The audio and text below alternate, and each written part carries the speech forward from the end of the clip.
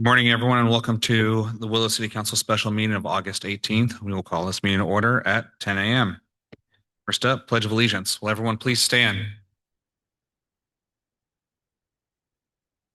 Salute. Pledge.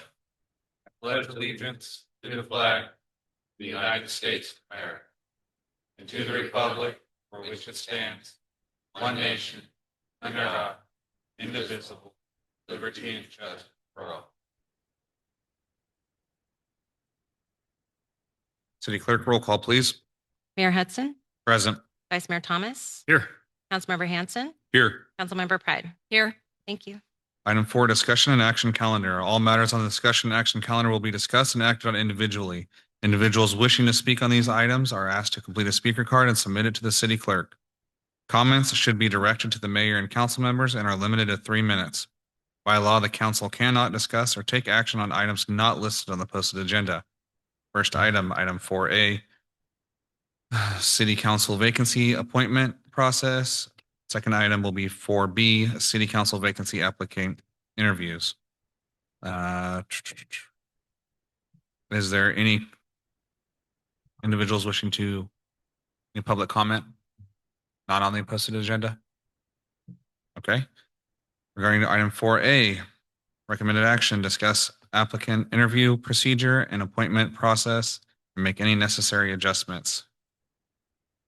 Marty, do you want to go over the process that we're going to be using today? Sure. Very quickly, as the council is aware and the public is aware, in order to not violate the Brown Act, I coordinated developing the questions with the council and their input. And so this agenda item is to allow the council now to publicly, without violating the Brown Act, make any kind of adjustments that they might like to make to the interview process. In broad strokes, there's a list of questions that the council collectively, as I said, via me, developed, and they will be asking those questions of all 5 panelists here today. They're going to be doing that randomly, and so the interview will be taking place concurrently, kind of like a candidates forum, if you will. So it's not going to be one individual for 30 minutes and then another person. It's going to be everybody being asked the same questions in a random order. And then after that, the council will have an opportunity to deliberate and make a decision about an appointment for the current vacancy. And that's the process in broad strokes. And this agenda item, again, is for the council to make any last minute discretionary changes that they'd like to make to the process, including the questions or the order of questions, et cetera. So with that, I'll turn it back over to you, Mayor. Okay. Any questions from the council? Vice Mayor Thomas? No, just the comment that when we start, I assume we will go with one candidate and go through those 5, and then we will move to the next candidate for number 1. So the same person doesn't answer the number first every time. Everybody gets a chance to be number 1 or number 5, whichever they prefer. Correct, yeah. Yeah, absolutely. I'm excited that we have so many folks that are interested in becoming a member of this council. It's a tough job, but it's a rewarding job, and there's a lot to be done on behalf of the city. And I think from at least myself and the members of this dais, and obviously from the folks standing or sitting here applying for the council, that they have an interest in making the city of Willows better. So thank you. Very quickly, Mayor, if I could just mention, I don't think the council has made a decision about whether they want just you or one council member to ask the questions or whether you're going to be sharing that responsibility together. So that might be something you would want to decide now. I figured I would read the questions and then but probably not allow follow-up questions unless it's a point of clarification in a statement that was made. So any other further questions before I continue on? Questions? Hanson? Yeah, thank you, Mr. Mayor. No, I first of all, thank you to all of the applicants, for stepping forward and offering to, volunteer your services for the city. And anyway, it's glad to see, you 5 individuals, all well qualified, interested members of the community. So thank you very much. So, no, I agree with Vice Mayor Thomas, Mr. Mayor. Matter of fact, I requested that we move, candidate 1, 2, 3, 4, 5, 2, 3, 4, 5, and so on and so forth, just to make it fair for everyone. So no, I agree with that process. I'm fine with you answering or asking the questions, Evan, and I am satisfied with the questions and the scenario. So that's all I had, Mr. Mayor. Thank you, and thanks you. again for stepping up. Is there any And public, good luck to everybody. Thank you. is there any public comment at this time? Okay, seeing none. Yes, so with that, the process will go, we have 10 questions and 2 scenario questions. Each question will be asked to each individual that is up there. We'll start with Mr. Lowe with question number 1. When we get to question number 2, Mr. Mann, it'll be your turn. Question 3, Ms. Johnson, so on and so forth. And then we will keep circulating that way for all 10 questions and then the last 2 scenario questions as well. All right. Mayor, real quickly, I don't think we mentioned for the public's sake that also each candidate will have 2 minutes for each question, and we Oh, will be yes, thank you using, for reminding we me. will be using the clock that's up there right now. Yes. Yes, so we did put a 2-minute time limit on it as well. So with that, I think we're ready to move on to the next item. Okay. Item 4B, City Council vacancy application interviews. Recommended action, conduct interviews with the following 5 qualified council applicants: Mr. John Lowe, Mr. Pete Mann, Miss Karen Johnson, Mr. Jesse Orendorf. Am I saying it right? Okay. And Miss Mary Thomas. City Manager, you have anything to add to this? Do not. Okay. Any questions from the council regarding candidates? Okay. None. Any public comment regarding the 5 candidates in the interview process? All right. With that, we will begin.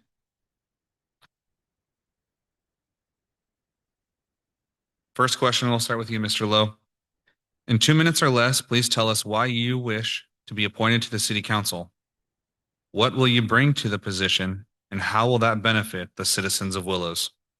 And if at any point you request me to address any part of the question, let me know and I can revisit it. Good morning, Mayor, council members. I think like all the candidates here, I care about the community. I care about Willows. I have the time and the willingness to serve. I think I'll bring a reasonable, practical approach to serving on the city council. I'm willing to listen to the various viewpoints of the council, look at the facts, to collaborate with the council, to work with the city staff. I don't expect to agree on every issue, but I'll respectfully disagree. And I'm going to make decisions on what's best for the city.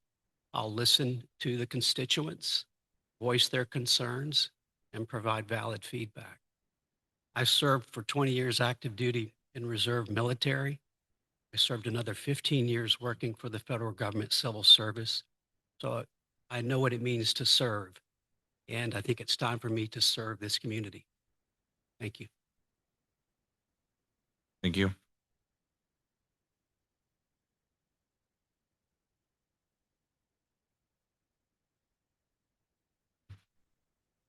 Council ready?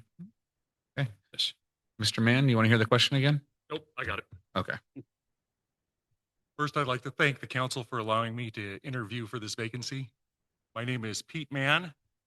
I was born just down the road at Glenn Medical Center, and for all 42 years of my life, I've made Willows my home. Having done so, I remember doing back to school shopping with my mother and grandmother at Daughtry's. I remember watching movies at AMH, and I do remember getting pulled over by the Willows Police Department on more than one occasion. For the next 25 years, I developed my parents' orchards, and that was what I concentrated on.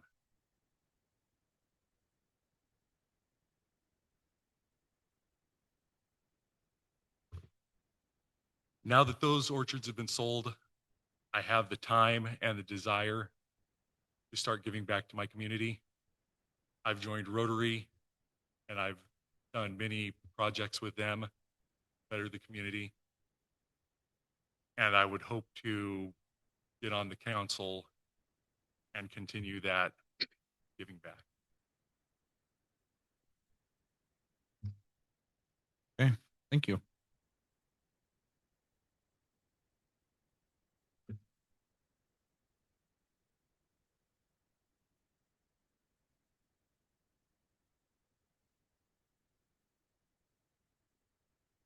Ms. Johnson?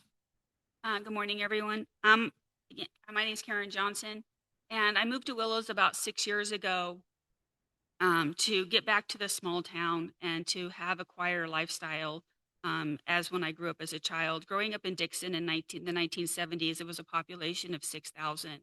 My family was always very involved in community outreach. We did a lot with 4-H and swimming and for high school events and things like that. So being part of the small town is just a core of who I am. My parents were actually recognized as Citizens of the Year in Dixon for their contributions to the town, and that is kind of how I was raised, and the examples that were set with me as a kid and as an adult. How important it is to give back to our communities. Professionally, as my career for the last 30 years, I have always been a person of getting things done. I'm often referred to as the most resourceful person to like, hey, we have a situation. What are your recommendations? I love to be able to collaborate with all kinds of people. To be able to bring people together for a common good, I think is one of my attributes is to be able to talk to people and explain things at their level to understand what the big picture is. So again, that's why I'm applying for city council and appreciate the opportunity to be involved.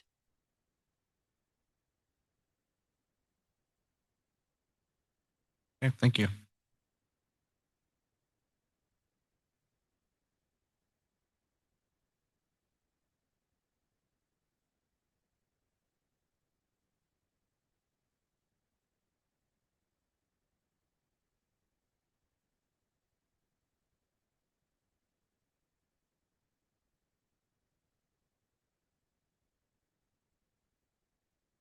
Sorry, I was never taught shorthand, and if I don't write slow, then I can't read it. So, okay, Mr. Orendorf. Good morning, members of the council, members of the community that are watching at home online. My name is Jesse Orndorff. The reason that I'm stepping forward, applicant position on this, I want to serve Willows. This is my community. This is where my family and I chose home. And as a part of that, I want to help move this community. We're suffering from some significant issues right now, and I want to help be a part of that solution. To that end, I bring an extensive experience in safety, leadership, working with and bringing people,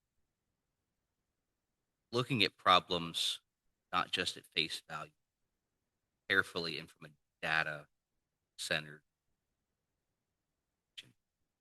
It's hard to be able to address an issue without knowing it involves.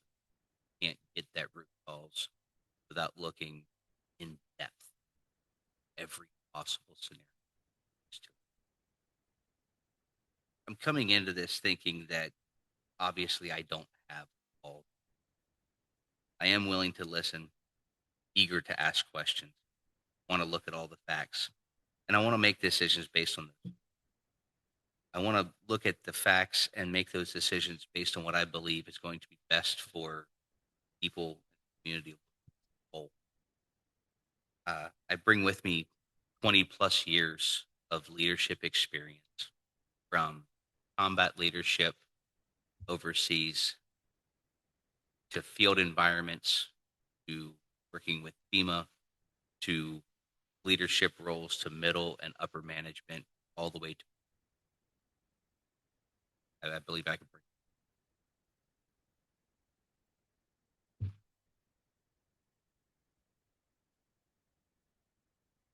Thank you.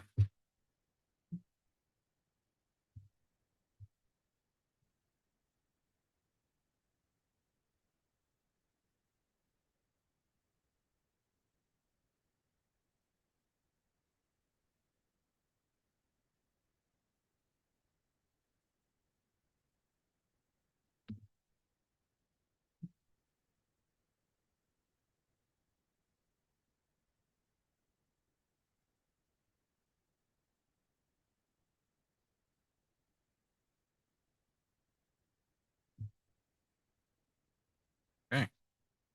Ms. Thomas. Hi, Name is Mary Thomas. I have been in Willows for 32 years. Here in of 94 when I got my first job out of college at USDA over on Enright Street. Since then, I have raised a family here. I've worked at federal government level, community or private agency level, county level for 10 years, and have been self-employed. I've served on several local boards, including currently I'm on Glenn County Search and Rescue Board, and actually I just resigned from that board, but and I started the Walden Academy with some friends way back then, and I was on that working board. The community has given me a lot over the 32 years. I'm ready to give something back to our community, to the city of Willows, namely.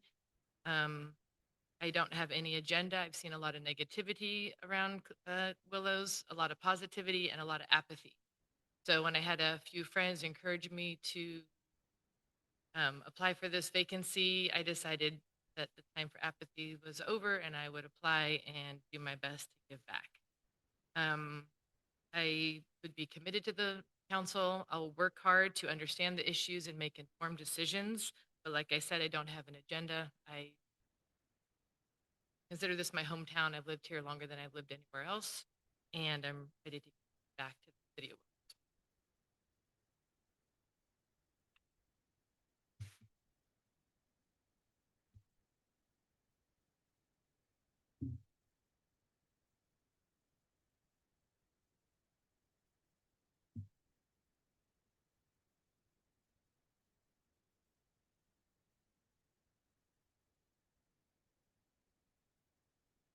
Okay, thank you. All right, question number 2. Mr. Mann, this will start with you. How do you distinguish between representing the concerns of individual constituents and acting in the best interests of the community as a whole? I feel the job of a council member is to do what's in the best interest of the community as a whole. However, I do understand that certain decisions that are made affect certain citizens at a different level.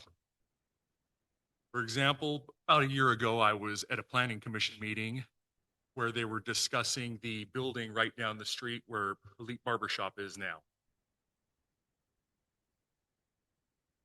My knee-jerk reaction was let them do whatever they want with their building. They were wanting to go from commercial to a residential. They wanted to convert it to a residential. Then Mike Murray came up, who lives on that same block, and he brought up concerns about his sewer.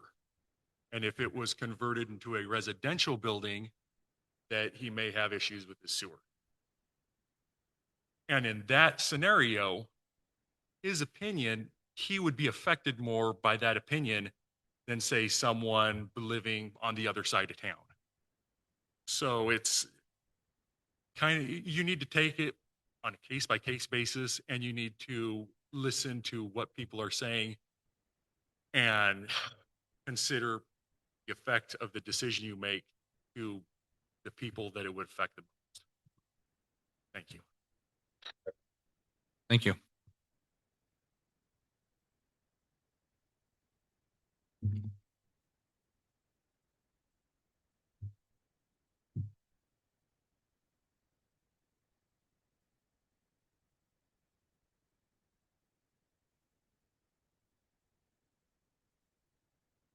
Ms. Johnson, same question.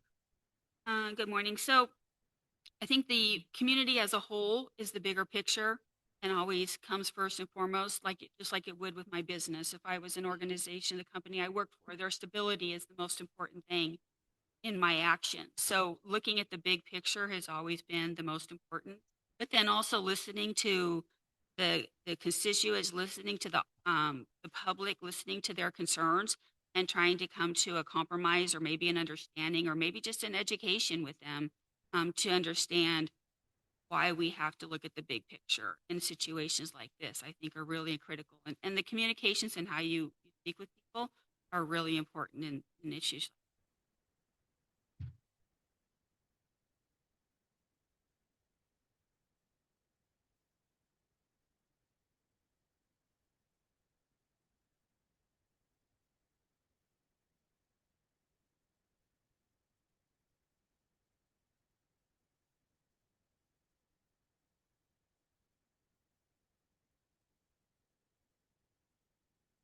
Okay, Mr. Orndorff. Thank you, Councilman. I believe that every resident needs to be heard, their concerns expressed, at least whether I agree with them. As a council member, I have to look beyond just a single individual concern and consider how that decision affects. While listening to one person, I have to address and consider all the facts and make a decision that I believe is best for Willows as a whole. However, as Mr. Mann had put it, addressing those and considering those that are closest to the issue, I believe would affect how I look at the problem and address how we implement that as a concern. In my current position, all decisions that are made in benefit of the organization as a whole.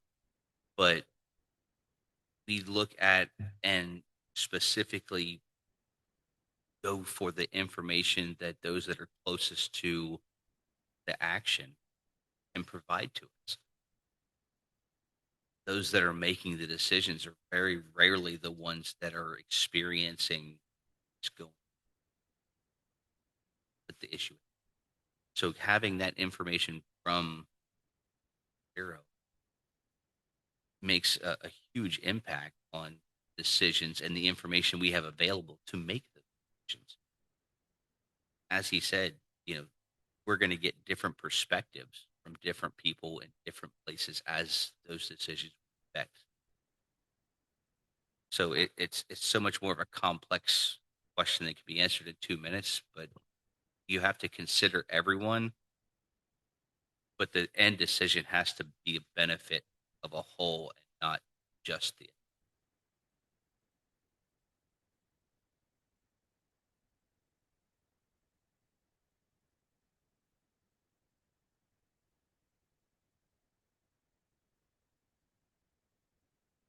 Okay. Ms. Thomas. So when I look at this question, I think about my experience on a union negotiating team. And again, you're looking at people who are affected with minor things versus the entire union getting like their 3% raise. So unfortunately, sometimes even though you're going to listen and hear the individuals and understand where they're coming from, you might need to do more homework and research on the issue at hand and listen to those most closely involved. But overall, you're still going to have to make your decision that's on what's best for the whole.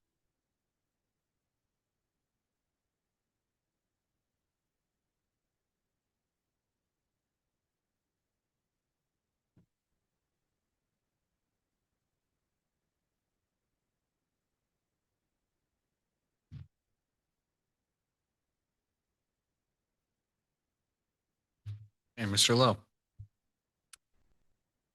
As a council member, my responsibility is to the entire community. Sometimes that means making a decision that isn't going to satisfy everyone.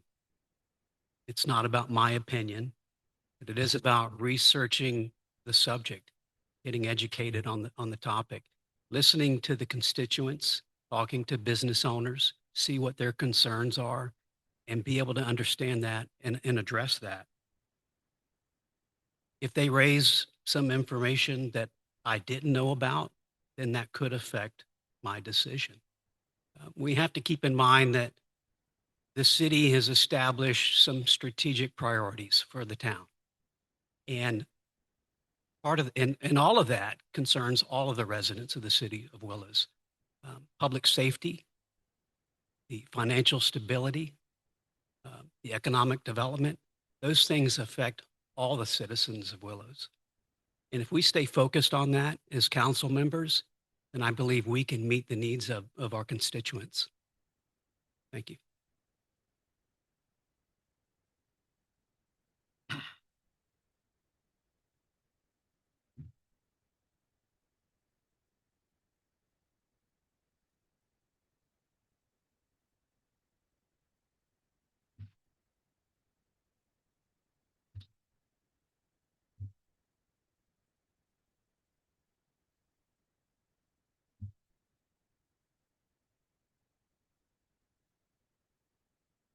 Okay, Ms. Johnson, you'll be first on this one. How do you balance the immediate needs of residents with the city's long-term interests and financial responsibilities? So obviously both are extremely important, but I do believe that public safety first and foremost is extremely important, that we have a safe community, we have fire, we have police, and we have those types of supports, but we also need to have our infrastructure and maintain that infrastructure as best we can at the same time. So both are equally as important. To balance those, if we need to figure out resourceful ways to bring in increased revenue, what can we do as a city to help boost our community and our economic development at the same time while maintaining what we've got and try to plan for the future.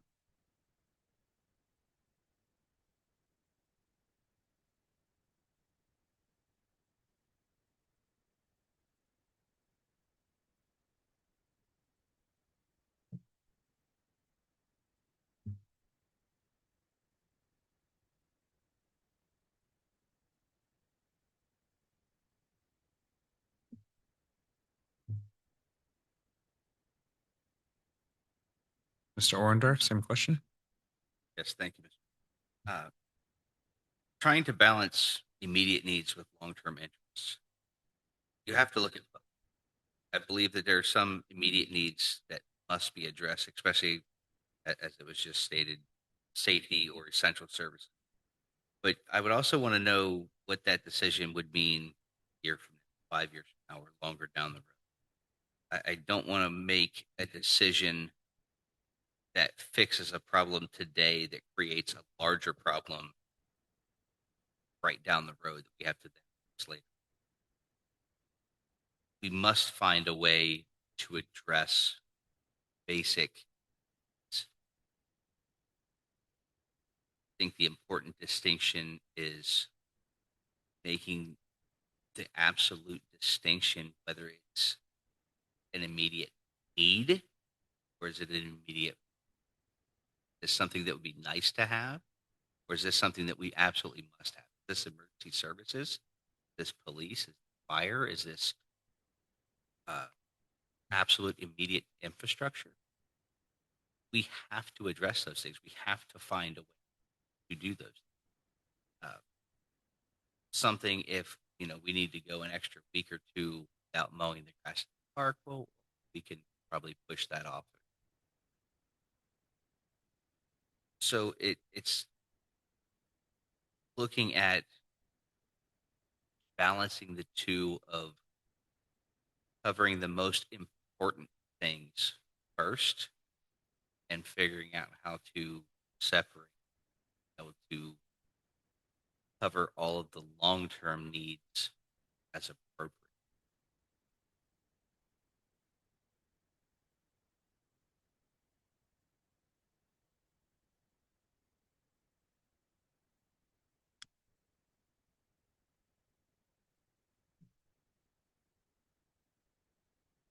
Thank you.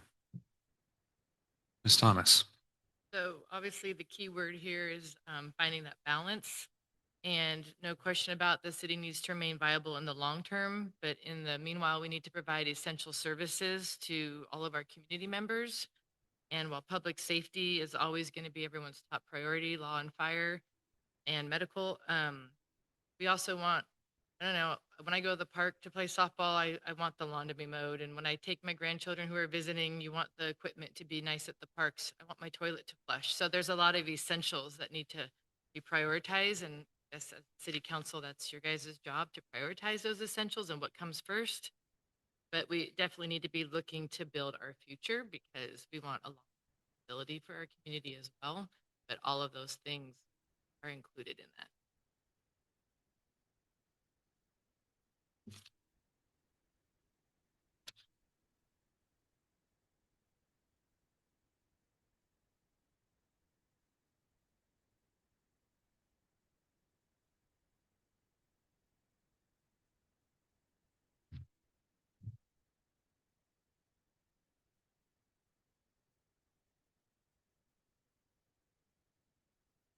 Okay, Mr. Lowe, same question.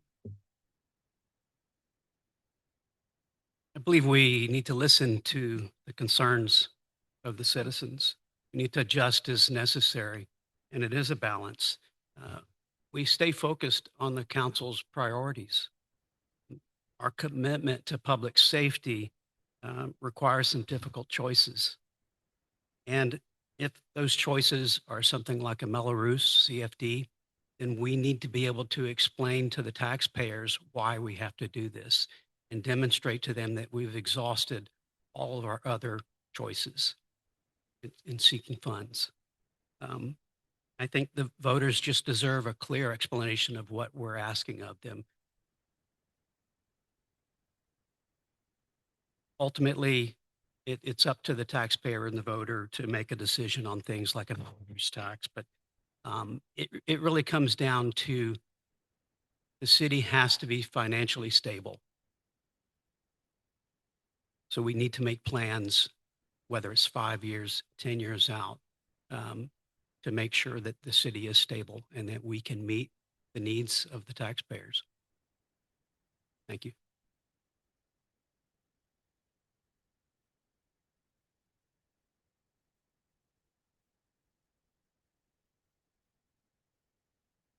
Thank you.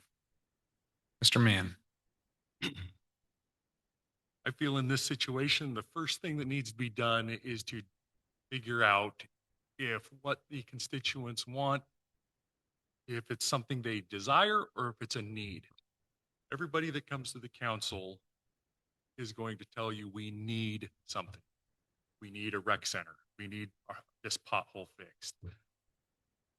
However, we really need law enforcement. We really need to maintain our sewer system. And with something like the sewer system, if you don't take care of that need now, it's only going to become a bigger problem later. So in taking care of the actual needs now, we can hopefully keep those problems from getting bigger and ending up costing more.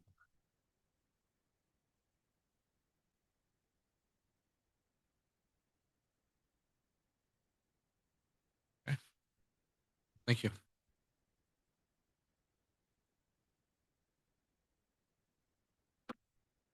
Mr. Orendorf.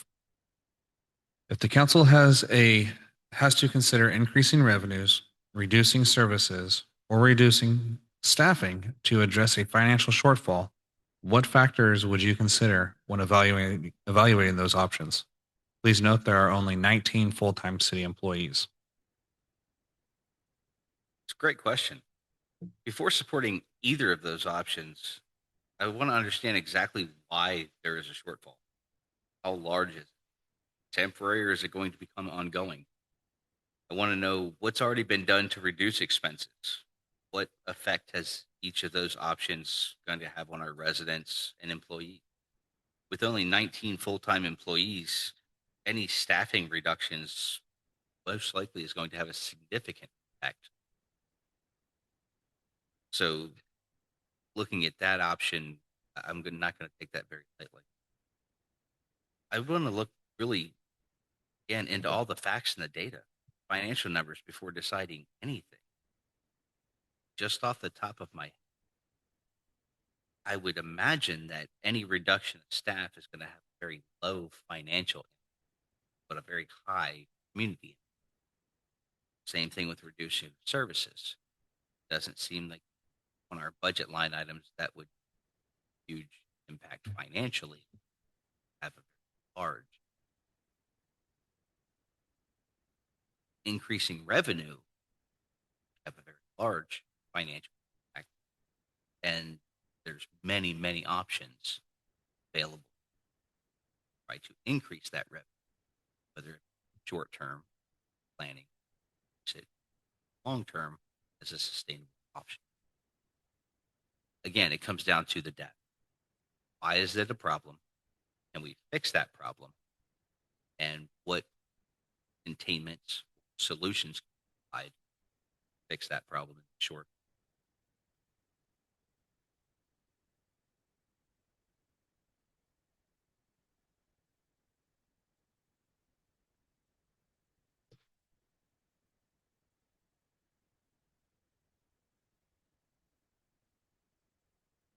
Okay. Ms. Thompson, same question.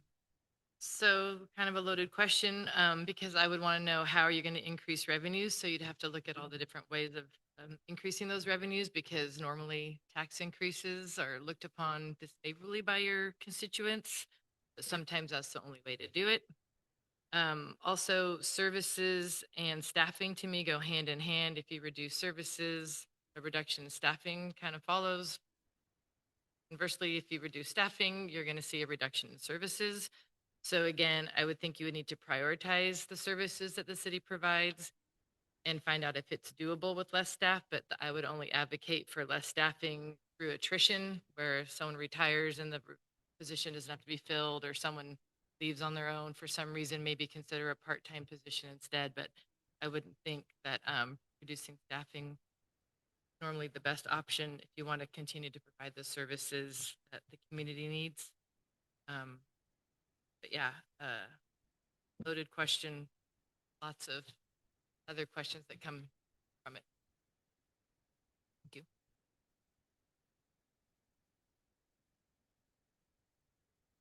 Mr. Lowe.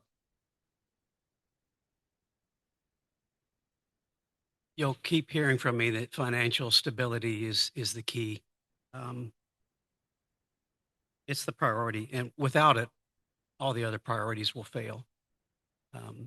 If public safety is a number one priority, without financial stability of the city, it's just not going to work.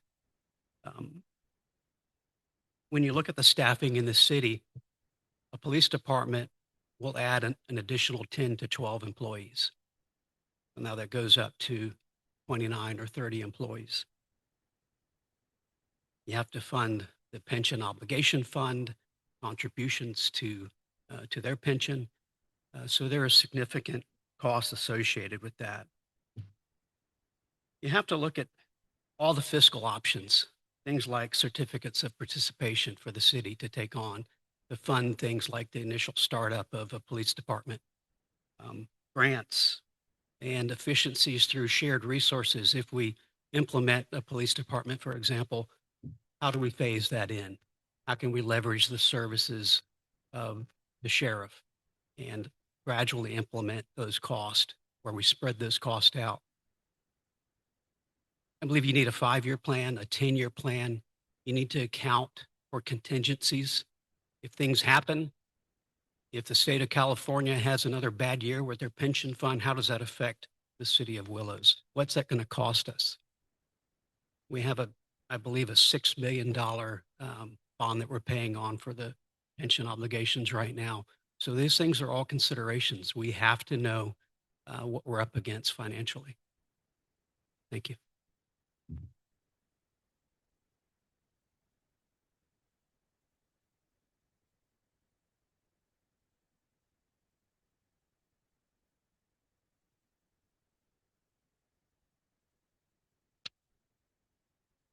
Mr. Mann.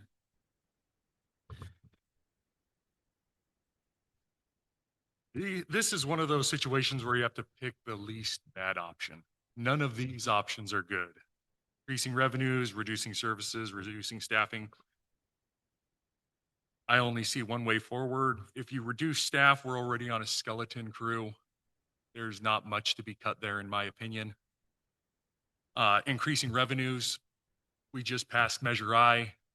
Everybody sees that we brought in 2.2 million, but they don't see the 800,000 right off the top to just be solvent. And I think another tax increase at this time would be pretty heavy lift.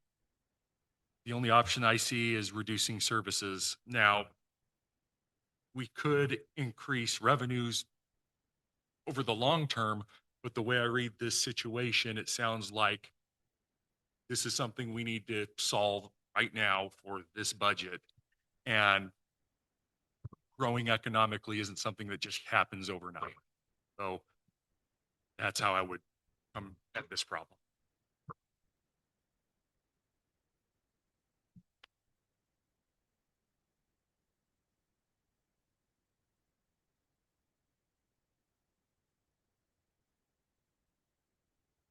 Thank you. Ms. Johnson. It's funny because a lot of people think of increasing revenue as a tax increase. And to me, increasing revenue means tourism money, bringing in consumers from out of the area to spend their money in our town to, help support our services, have shows, have events, do things in our town to bring tourism in here so that people are spending their money here. Doesn't necessarily have to be a tax increase on the citizens when we can take advantage of other people's money. And equally so is to be able to make sure that we are utilizing our funding that we receive from outside sources, such as grants and stuff like that, and ensuring that those funds are being used and spent appropriately and in a timely manner so that we're taking full advantage of those. As far as staffing and services, we're already on a shoestring budget. I don't think that's really an option of cutting services there and cutting staff. We don't have them to cut. So what we have to do is increase revenue. And how are we going to do that? And it's going to be through economic development and bringing people into town to see what Willows has to offer and that they want to do business here and they want to spend their money.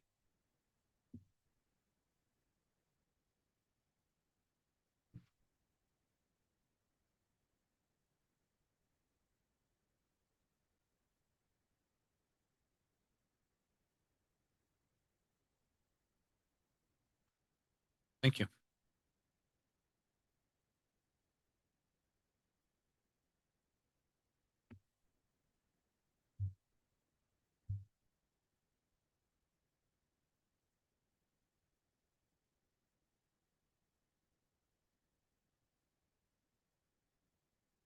Ms. Thomas, you will start with this one.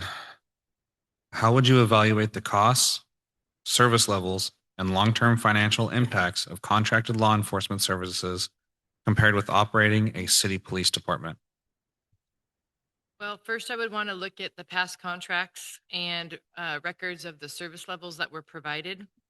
I would also want to look at costs of the old police department. I know it was over 10 years ago, but community hasn't grown a huge amount since then, but that gives you some historical costs to review. I would want to discuss with any interested law enforcement service that would be interested in contracting what future levels would be and have like a 5 to 10 year estimate of costs and potentially looking into a long-term contract at that point. And then also I would reach out to neighboring local jurisdictions and police departments to inform my decision. And I would also rely heavily on the consultant that was hired by the city council and his knowledge and expertise going.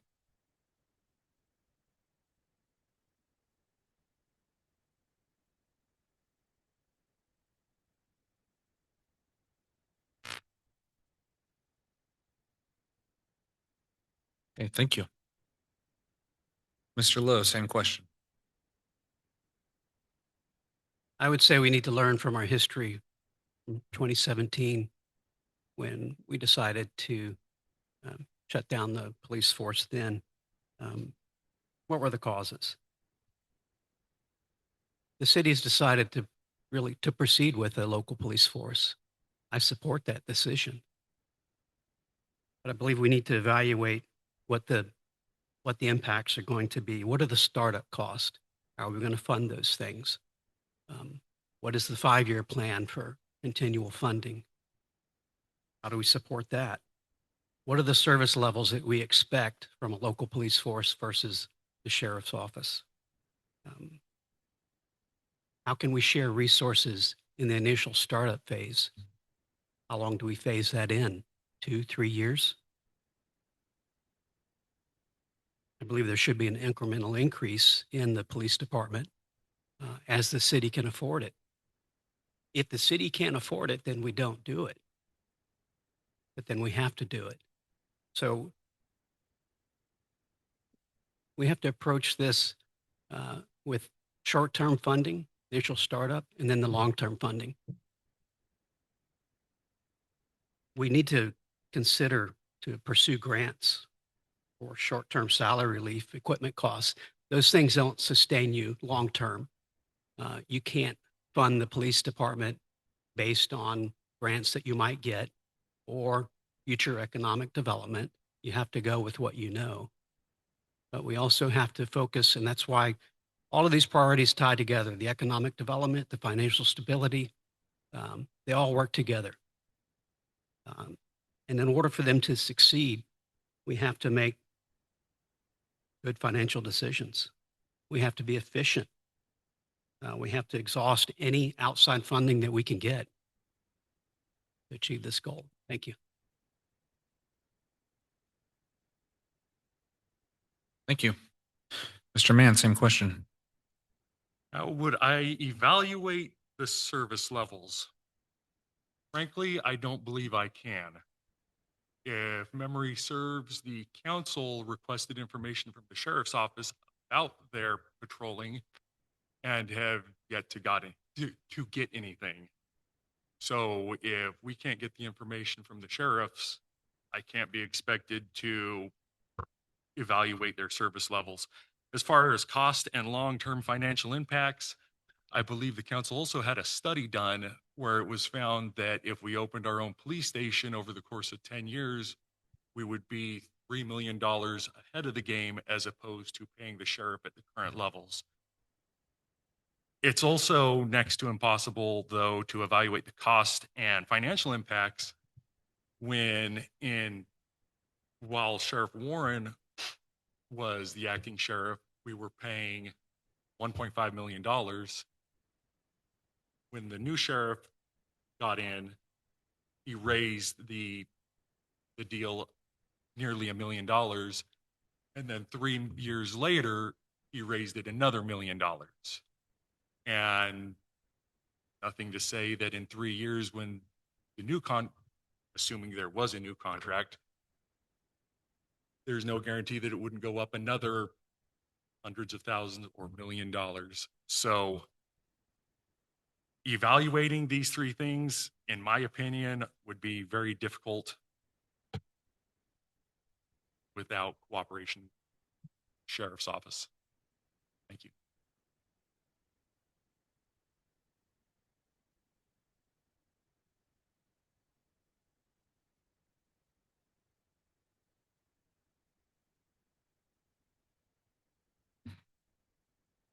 Thank you.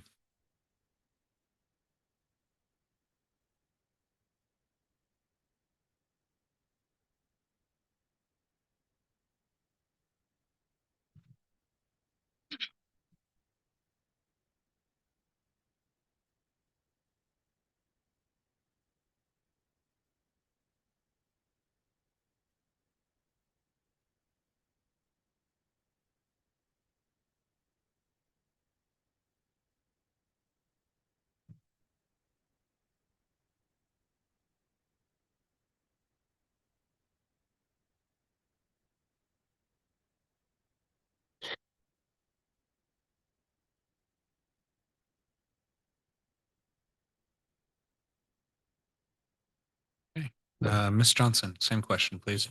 I think in the long term, the best option is for the city to maintain their police department. That way they maintain control. They maintain the control of the services, the financials, and all respects of the police department. But that doesn't happen overnight.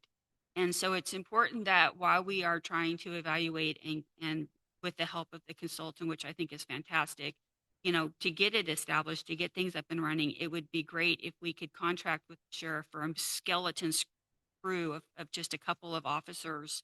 Why we do this in tandem and they both run side by side. A little bit of a contract so that we have some coverage right now, but then also absolutely get our own city police department up and running so that the city maintains control and not be reliant on another agency.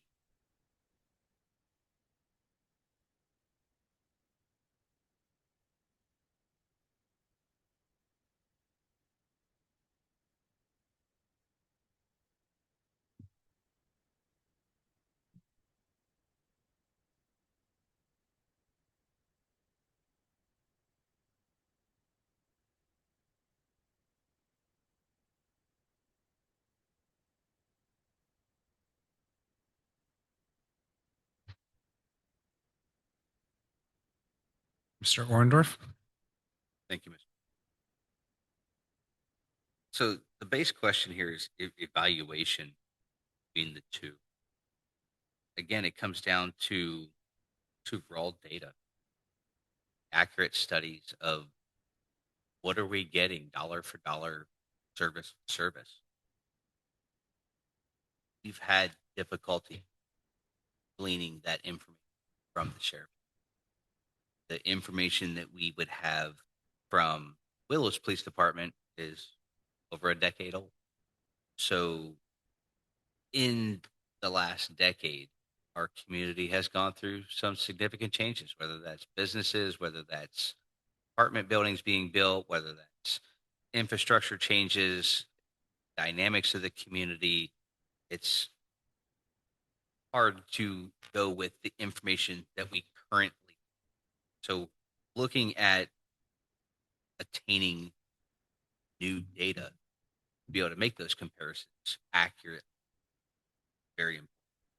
But looking at the options of, or sorry, the data on the amount of staffing, the needed response times, coverage, equipment, training, supervision, liability, facilities, what the long-term financial commitments. And as we look at the financial commitment, as it's been stated, the contracts have gone up, up, up. And over these years, as we look at the cost of living and inflation, it seems to match standard increases. While we don't like it, don't agree with it, it's how life has been. The cost of groceries goes up, the cost of gas goes up. It's just the cost of doing things. Things get more expensive. Public safety is extremely important, and we have to make a decision that's going to be sustainable for us into the future, but we have to account for those increases.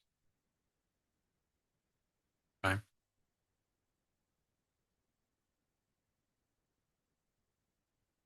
Seems really short.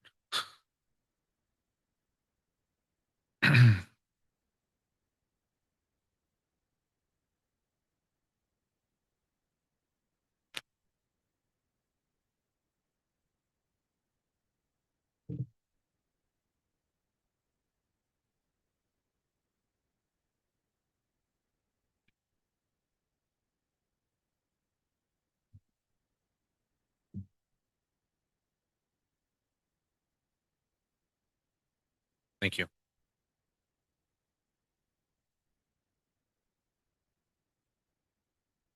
Okay. Mr. Lowe, we are back to you. If public safety needs exceed the city's available resources, how should the council establish priorities?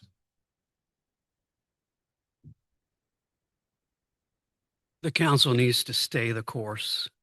We follow the agreed upon priorities. We identify the essential obligations that we have. If the priority is funding the police department, then we make it a priority. It doesn't mean that we abandon our other priorities, but you need to look at the obligations that the city has. What can we phase in? Can't start it all up at once. You're not going to hire 10 to 12 officers for a police department at first, but you can phase it in. What can you defer? What can you defer without creating a future liability? We need to phase the growth of a police department based on the actual revenues that we have. We can't plan for revenues that we might have. So we can't really commit the city to that. We can't commit it on future revenues. We can plan for it. Our economic development, if we stay the course with that, is going to assist. But it needs to fit in the finances that the city has to work with. It has to be sustainable. Thank you.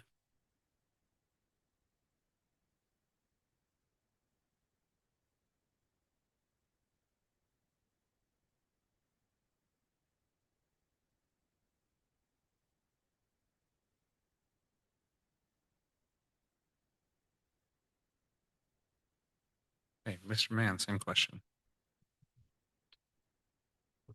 Public safety is a base function of government.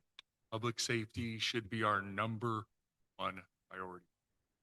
The If we don't have a safe town, businesses aren't going to come here and risk their livelihood. Town where we have no law as far as the internet's concerned. As far as how you divvy up resources, I believe we can pay for public safety and not necessarily just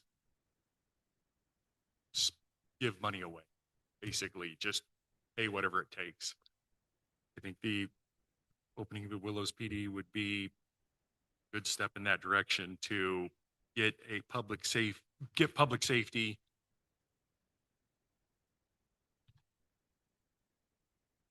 to get a reasonable deal for public safety, paying what it's worth as opposed to just paying whatever you're told to pay. Thank you.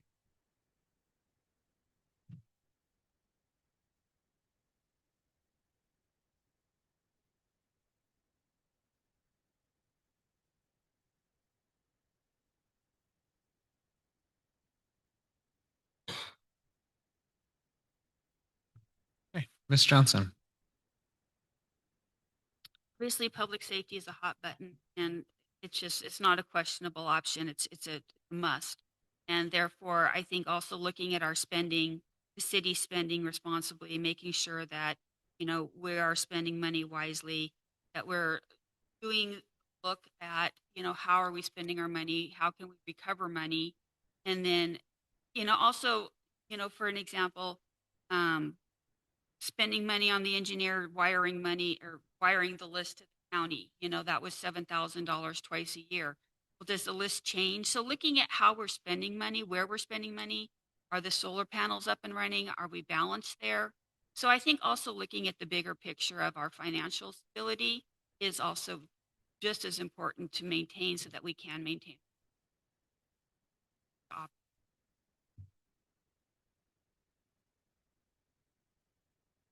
Thank you.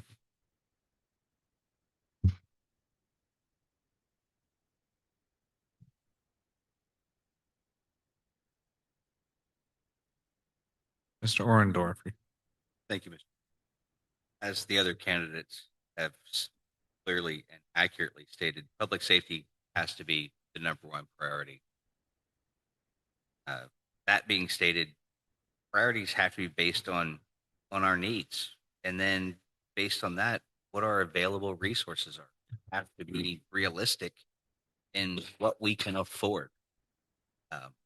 As we plan into our future, what we would like to happen or what we're planning to happen, we can't make decisions based on what might be. So making decisions to best cover the situation as we have the ability to do so today is our best and only option right this moment. That being stated, actively seeking opportunities to close that financial gap. What ability do we have right now to help close that financial gap? And then in our past contract, we had 9 deputies that were here, sergeant, a lieutenant. Can we possibly modify that service agreement to say 4 deputies, sergeant, lieutenant, for a massively reduced financial number of a contract? Yes, it would increase response times, but we would still maintain accurate public safety. There's a lot of things to go into this, but the essence of having the public safety has to be put into a initial #1 priority. Has to be. Thank you.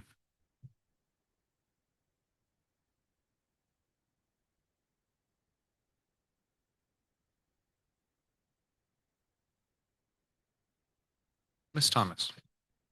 I agree with the others that public safety is our #1 concern. I think that hiring the consultant was a good move, and I think we need to continue to rely on those with experience and knowledge in this area. As we look at prioritizing and establishing priorities. I know most other like large cities, including Reading, the city my daughter lives in, if you have a hit and run or a theft of a vehicle or any kind of a cold thing, it goes to a community service officer. You file an online report. If there was a way the city gets that established, which I think there was talks of that happening, but that's the way you can monitor your need.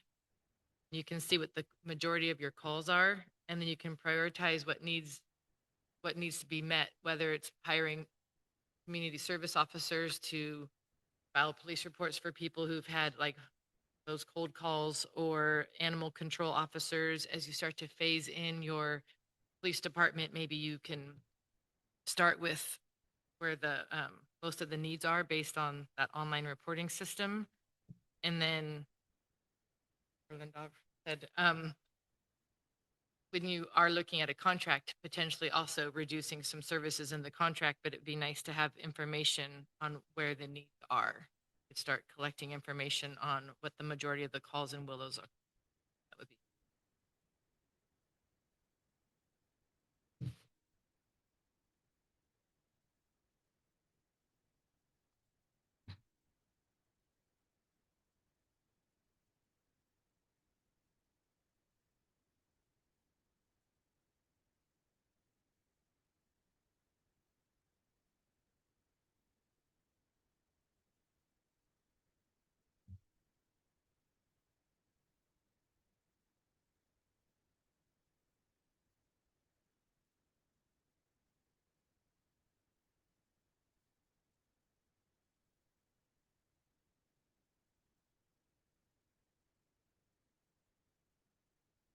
Okay, Mr. Mann, question 7. What is the most important thing the city should be doing to encourage new business to locate in Willows? And what factors should the city council consider when determining an appropriate level of funding for those efforts? The most important thing the city should be doing to encourage new businesses to come to Willows is to get law enforcement. If you're looking at building a business and you're thinking Willows is in the running and you look into it, hey, what's Willows like? We just lost our hospital. We don't have any law enforcement. And I think it's a tall ask for somebody to take their nest egg, their livelihood, and invest in a town where it's not looking too good. Once that's done, then we're competing on kind of a more level playing field with neighboring towns. I think we need to make opening a business easier, faster, cheaper. Streamline the process. We want to say, hey, Willows is open for business. Come over here. You know, in Orland, it's going to take you X amount of months to get your permitting done. We could do it in half the time or half the price. We need to have some incentives. And as far as the appropriate level of funding,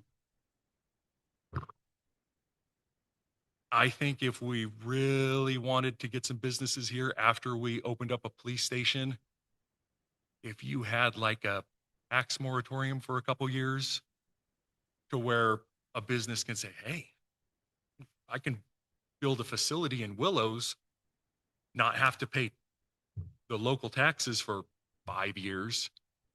Now they're really investing. Now Willows is looking like a good place to come and open up your business. And we don't have to start with that move, but basically we need to get law. We need to make it easier to open up businesses, and then we can kind of incentivize with tax break or a tax moratorium new businesses. Thank you. Thank you.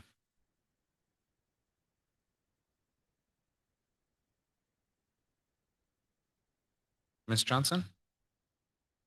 I think the important thing here is to market the city, send education about the city, and make the city approachable as far as the I-5 corridor. Millions and millions of people drive by I-5 and Willows every year, every day. Granzella's alone, I believe, gets in 2 million customers a year into Granzella's that stop there and spend money in Williams. So it would be an opportunity for us to try to bring in some of that traffic, to bring in that tax revenue, to clean up I-5, to put some signage on the road, bring in some of this tourism, to show them what Willows is, to educate people about Willows and what we have to offer. Whether it be a small business to industrial business, it would be a good opportunity for us to market and share the town and get us on the map as far as recognition.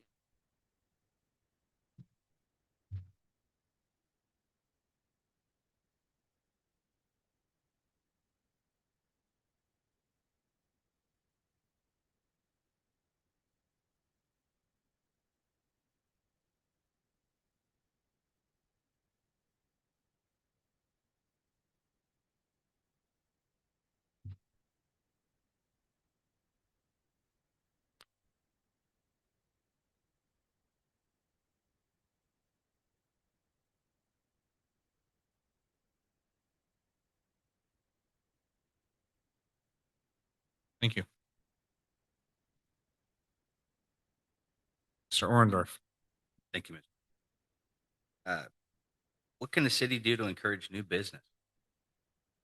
First and foremost, the city needs to make Willows a place where businesses feel welcome and safe. The lack of police presence, huge issue that everyone with both on a personal and a business professional. The process of opening and operating a business needs to be made clear, reasonable, to be able to draw in new business.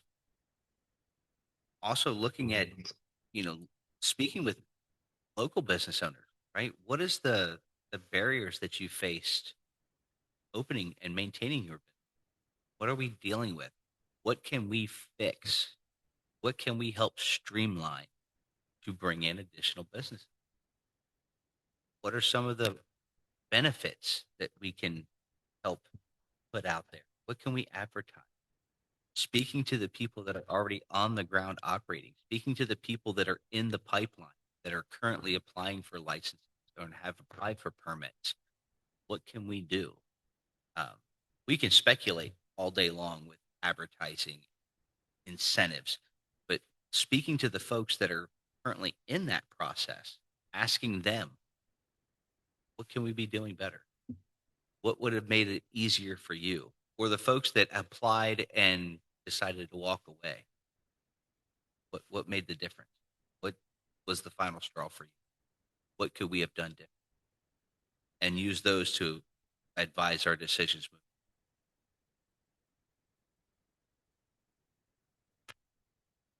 Thank you. Thank you. Ms. Thomas.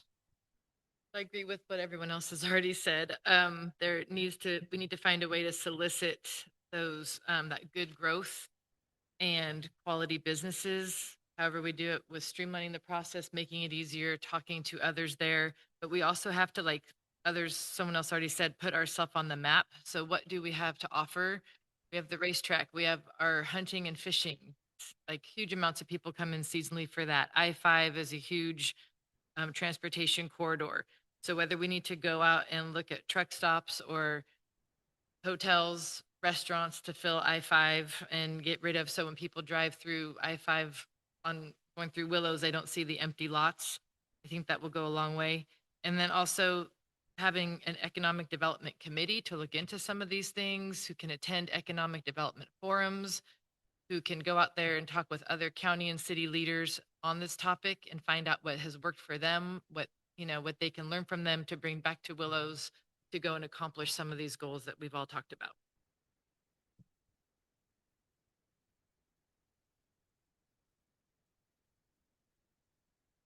Okay, thank you.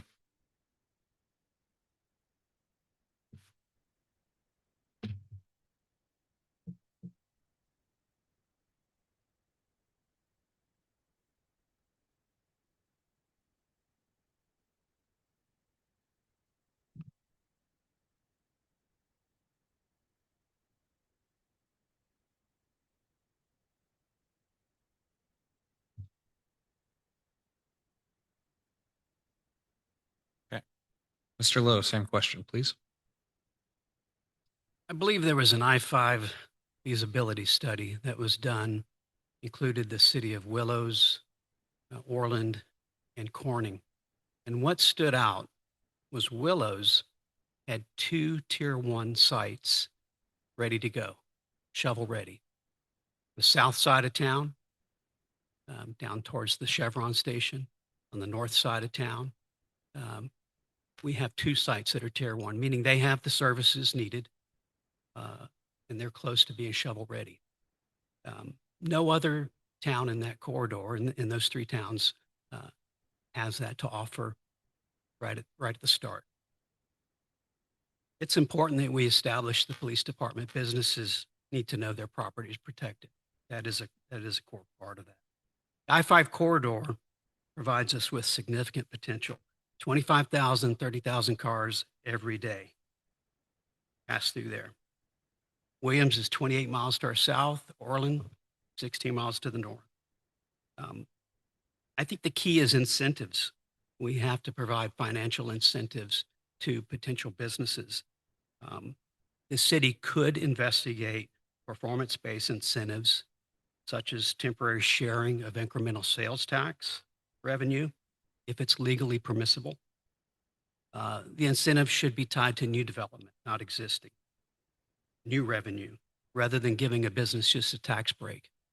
So we need to look at all of those factors.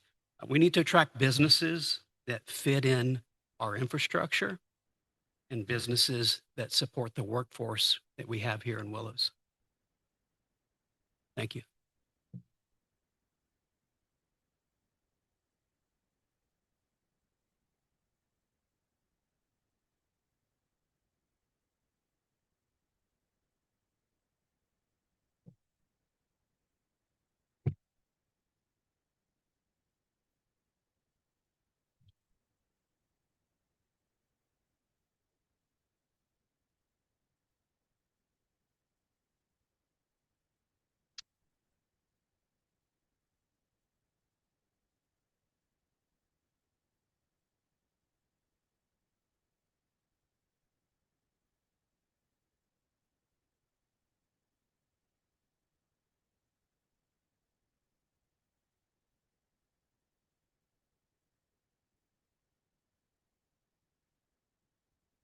Okay, Ms. Johnson, what do you believe are the city's biggest obstacles to economic development?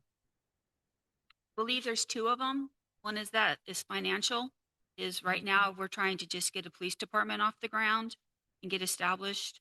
It would be really hard to say we need to spend money on economic development when we're just trying to keep up with our stability of our town. But then secondly is curb appeal. I think that as you're driving down I-5 and you see I-5 and you look over to Willows, it doesn't look appealing. It doesn't look like you want to pull off the road and come see what this town has to offer.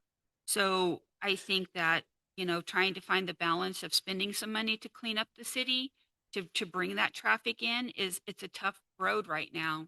So I think those are some of the most biggest obstacles, finances to pay for it, and maybe research some funding for economic growth. Maybe there's grants out there or something along that lines that could help. But like I said, also just simply cleaning up aesthetically the front of our town, I think would be a big plus. Okay, thank you.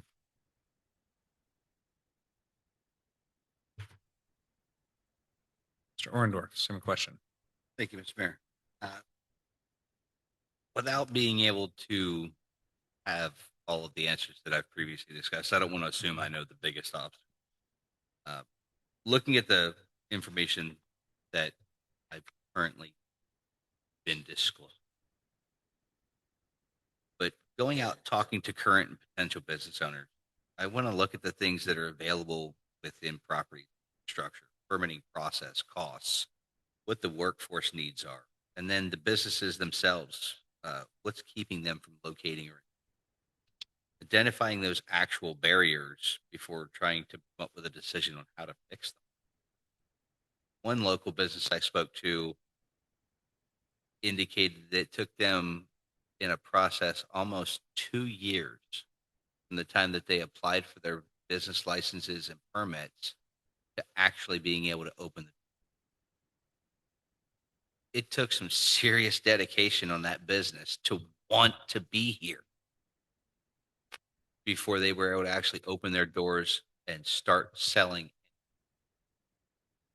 If we're wanting business to be here, we've got to do better.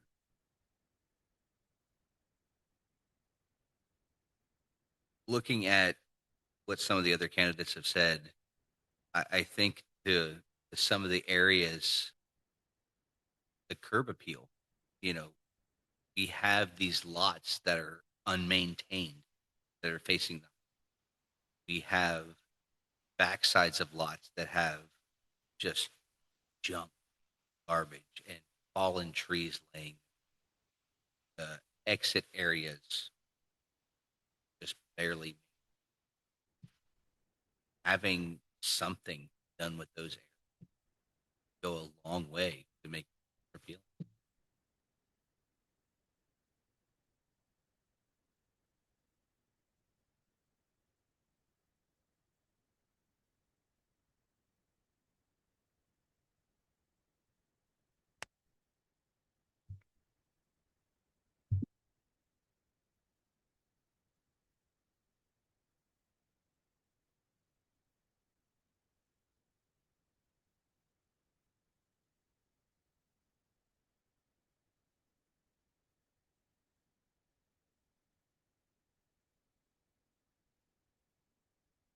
Ms. Thomas.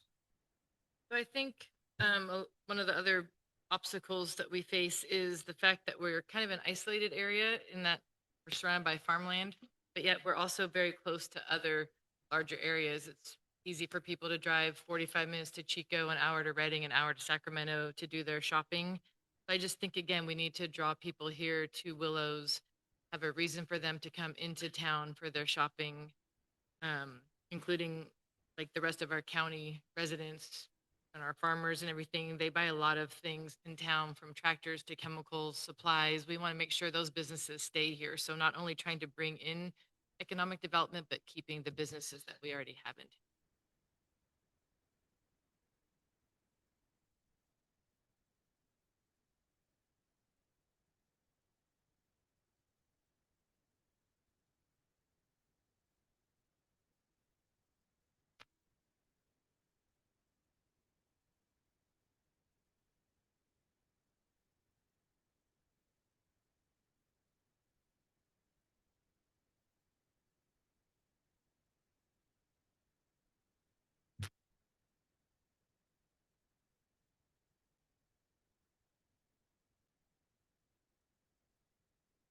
Mr. Lowe. I believe, again, financial stability is an obstacle to attracting new businesses. Businesses that come here look at our infrastructure, they look at our public safety, they look at our workforce, our ability to support their business. We have to be able to address those needs and understand what a business is looking for, what makes us stand out from other towns. We have to pursue the business opportunities aggressively.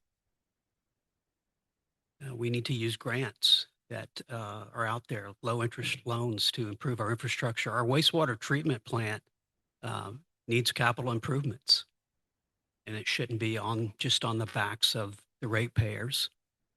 We need to pursue opportunities for alternative funding for those things to support future development. Thank you.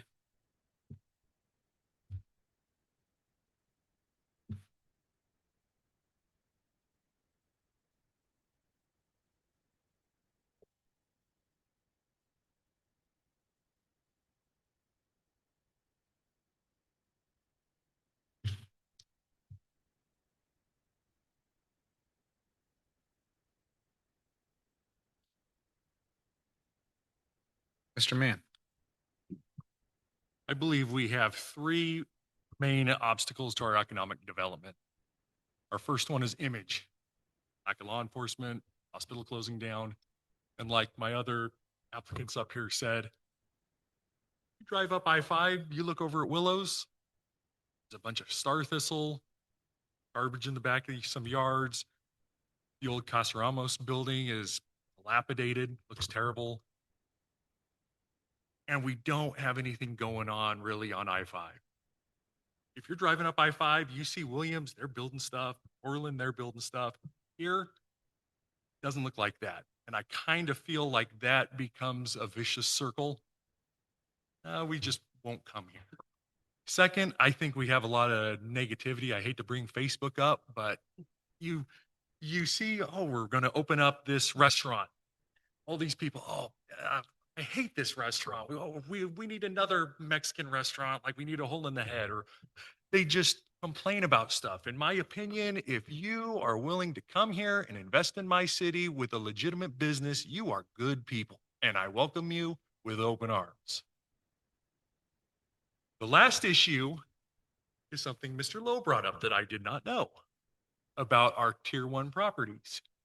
You would think that those would be gold standard properties that people would want to buy and develop. Now, being that I just learned about these tier 1 properties, I feel like something is going on specifically here that's causing people not to want to pick up on those properties and do something with them.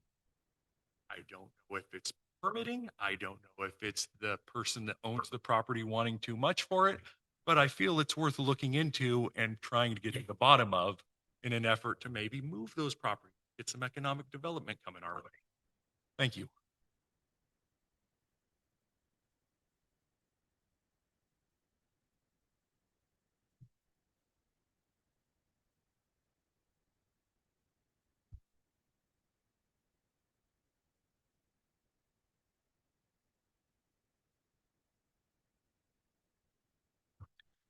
Mr. Orndorff, what would you do if you believed the majority of the council was making the wrong decision?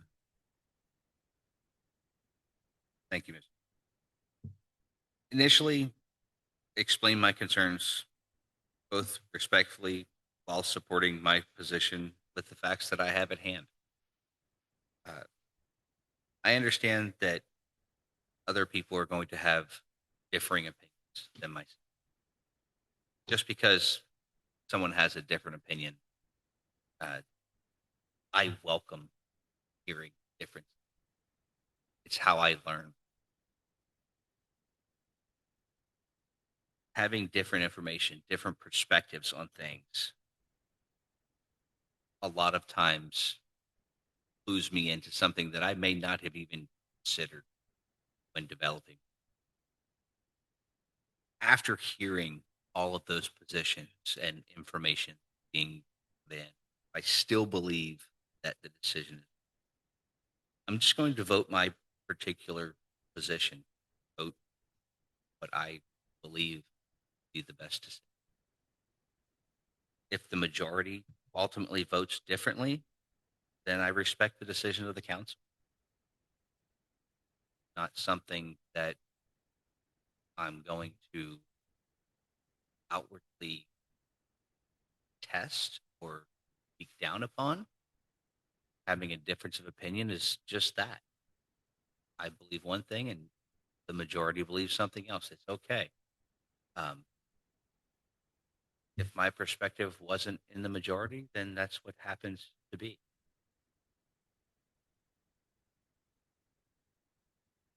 Thank you. Ms. Thomas, I'm going to ask that you move your cell phone off the table. Thank you.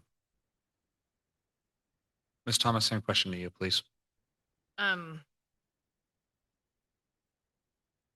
If I thought the majority of the council was making the wrong decision, if I've done my research and I've talked with my constituents and I can present my position, make my arguments, and listen to their positions and their arguments, and everyone's going to vote accordingly. And sometimes the majority wins, and I would go along with the decision that was. Okay, thank you. Mr. Lowe. I believe in doing my homework on every issue.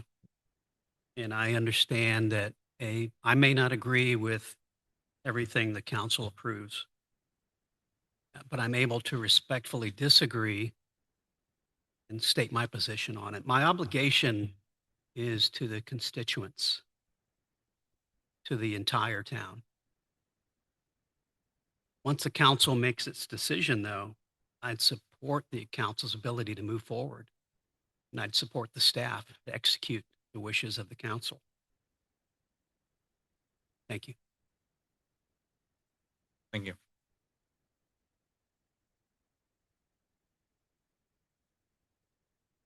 Mr. Mann. If I believe the majority of the council is making the wrong decision, I'd do the only thing I could do. I would explain why my vote would be what it would be. I would listen to your opinions, and I could be wrong. You four people come from different walks of life than I have, and you guys could see something from a different way than I do. When I hear what you have to say, I may say, you're right. Either way, though, at the end of the day, I'm going to vote the way I think. I will listen to whoever is going to speak on it. I will let it go through my head, and I will come up with a decision of my own. I will vote on that. And I don't take it personally. You all four could vote against me. You all four could vote with me. It's nothing personal. So that's how I would handle that.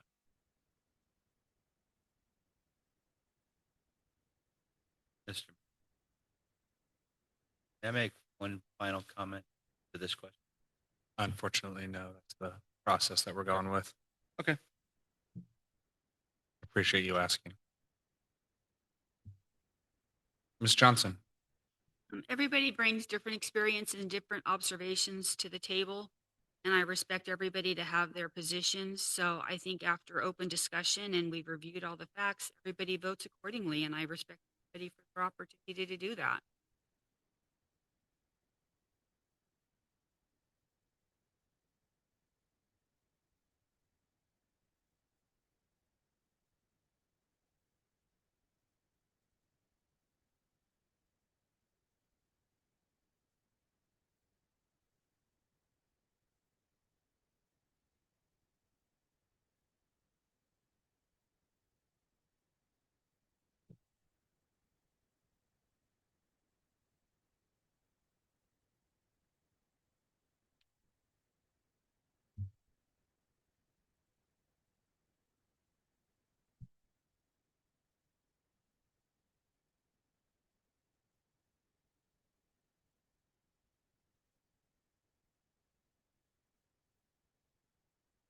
Ms. Thomas. What does a conflict of interest mean to you? To me, a conflict of interest is when your personal interest interferes with your decision-making ability, maybe giving you an unbiased view. It could be financial, it could be personal relationships, it could be something like insider information, but anything that kind of gives an unfair advantage in something that you're making a decision on.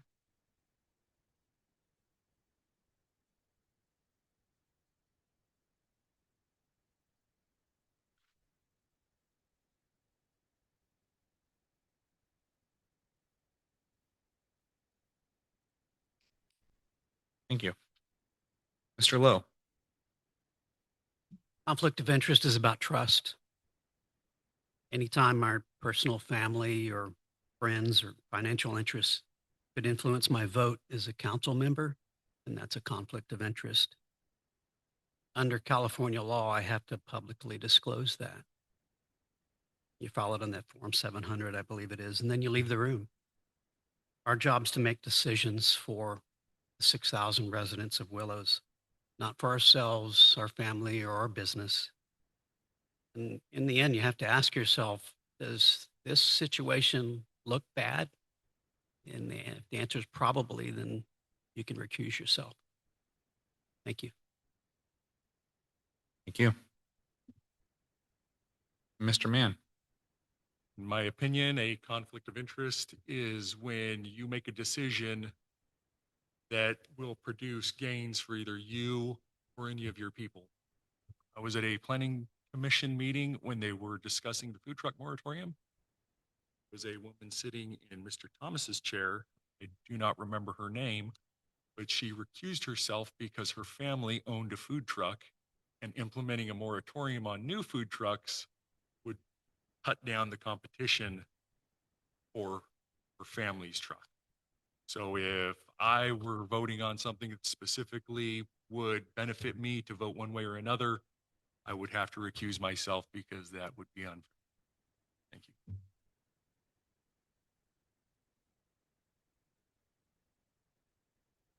Thank you.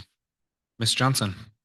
A conflict of interest is when you make a decision that's going to benefit you personally and or your family members could have an impact by your decision that is greater than what is best for the community.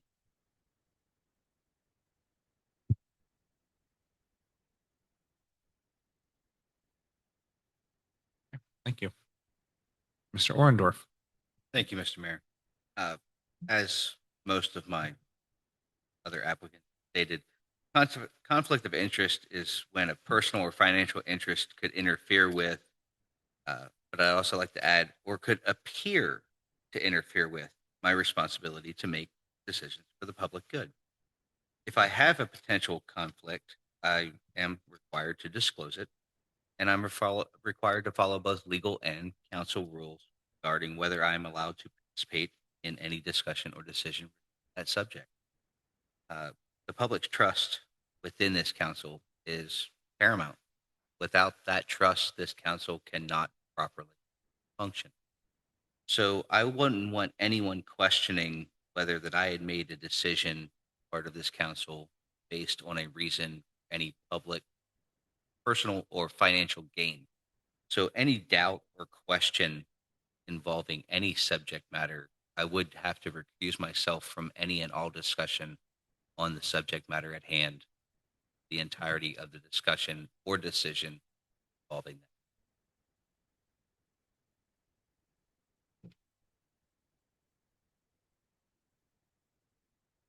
Thank you. Okay, next we have 2 scenario questions. Mr. Lowe, we'll start with you and then same pattern. Okay. With these, I'm going to read a small subsection and then there will be a question at the end to be answered. Okay, scenario question 1, law enforcement services. The city must decide whether to continue contracting for law enforcement services or invest substantial resources in establishing or expanding its own municipal police department. Both options have significant advantages, disadvantages, and long-term financial implications. What information and factors would you consider before making your decision?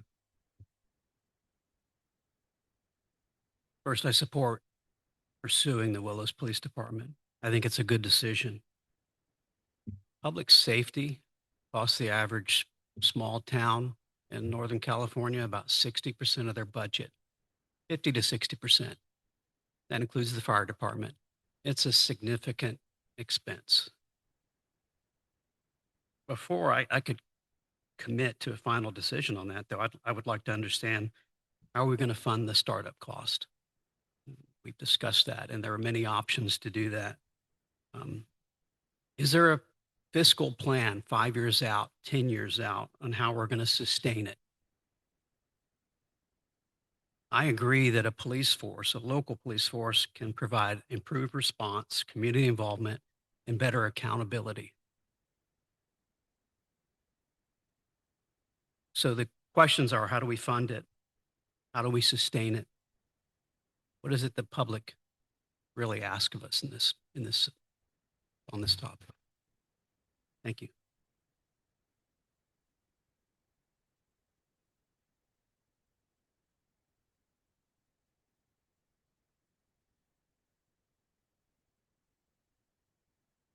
Thank you.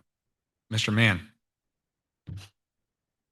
The information and factors I would consider before making this decision, all I have to work with is what's gone on in the past.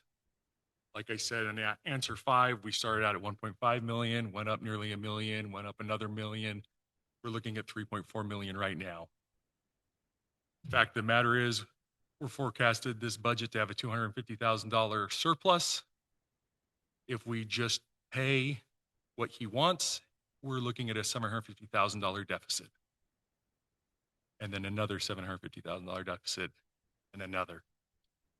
In 3 years, I assumed that the contract would be renegotiated, and based off of prior experience, I would say that the price is probably going to go up 6, 7 figures again. It's already done it twice. I know that we have tried to get information from the sheriff. We haven't got any from him. I know I'm not on the inside, so I'm just going off of what is public knowledge, but I think the answer is pretty easy. I think we just need to bite the bullet, go with the Willows Police Department. Our local dollars can go to a local police force with local accountability. Thank you. Thank you. Okay, Ms. Johnson. Basically, the same thing is that it's important that we establish the police department a better. But then it would be ideal if the sheriff act just to same time while we are around.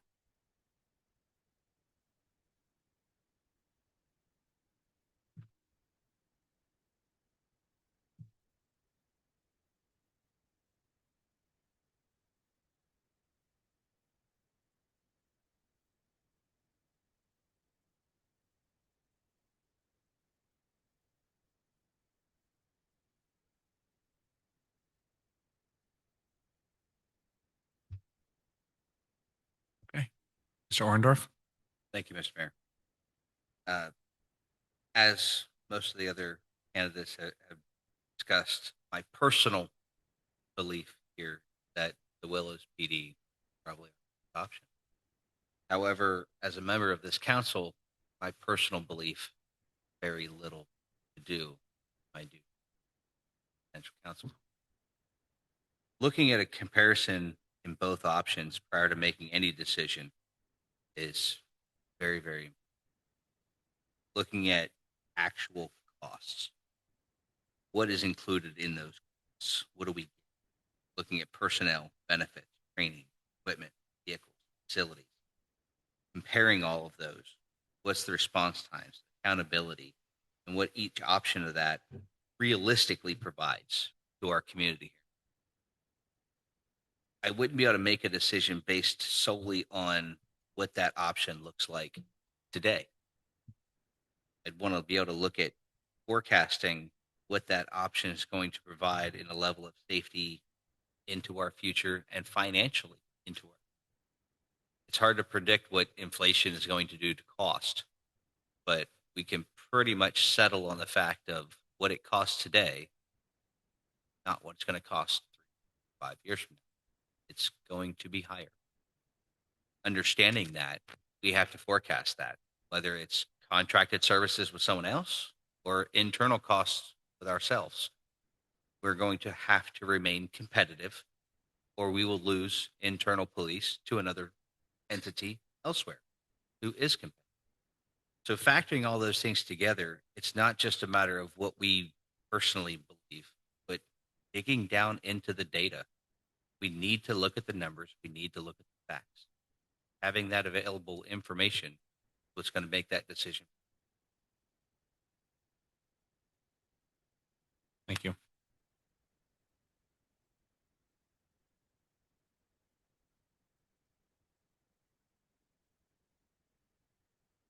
Ms. Thomas. First, I would want to know if there's a law enforcement agency that's willing to contract with the city. And if so, we need to review the past contracts and levels of service, develop our new terms and needs, figure out the increase of cost based on the new terms. A long-term contract would probably be best, but with set increases that are known ahead of time so you can budget accordingly for the future.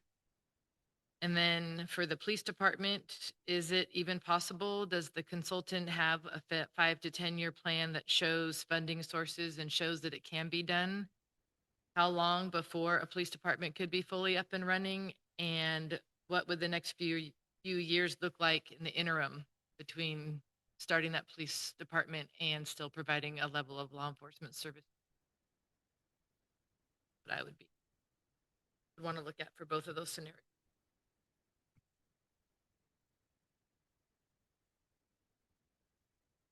Thank you.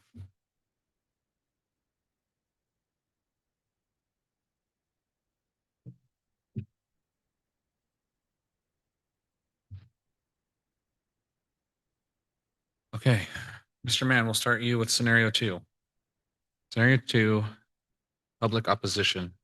You vote in favor of a controversial measure after concluding, based on the information available to you that it is in the city's long-term best interest. Several residents subsequently criticize you publicly and demand that you reverse your position. How would you respond? Well, unfortunately for these residents, the vote has been cast and it's either passed or it hasn't. There's a reason why the city posts the agendas. There's a reason why these are open to the public. If something's coming up and it's important to you, then you should probably be here and speak your mind. If you're not here, I can only assume that it's not that important to you. And unfortunately also, this puts me in between a rock and a hard place because say I did want to reverse, well, now the other half of the people are going to be mad. So I feel if someone is mad enough and wants me to reverse my position on something that I assume passed or failed from the majority, if they would want to start some grassroots effort, start collecting signatures or whatnot, okay, you know, I'd be open to listening to them. But generally speaking, I've already voted. It's either passed or failed. That's, for lack of a better term, kind of the end of that. So thank you.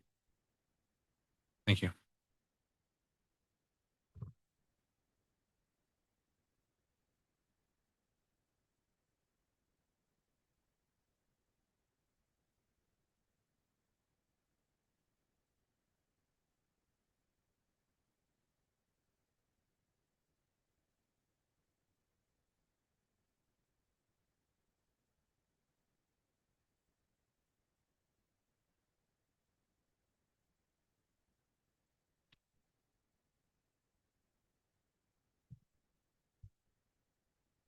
Okay. Ms. Johnson. I vote based on the education, information, and the details that are provided to me at the time, and I stand by my vote and my decisions at the time that I make them. Someone decides they want to criticize me for them, I'm happy to have a conversation with them face to face. But I won't publicly, respond to anything on social media or anything like that want to criticize me. Again, I'm happy to have discussions with people one-on-one, but or even in a group or a crowd, but I stand by my votes when I make them.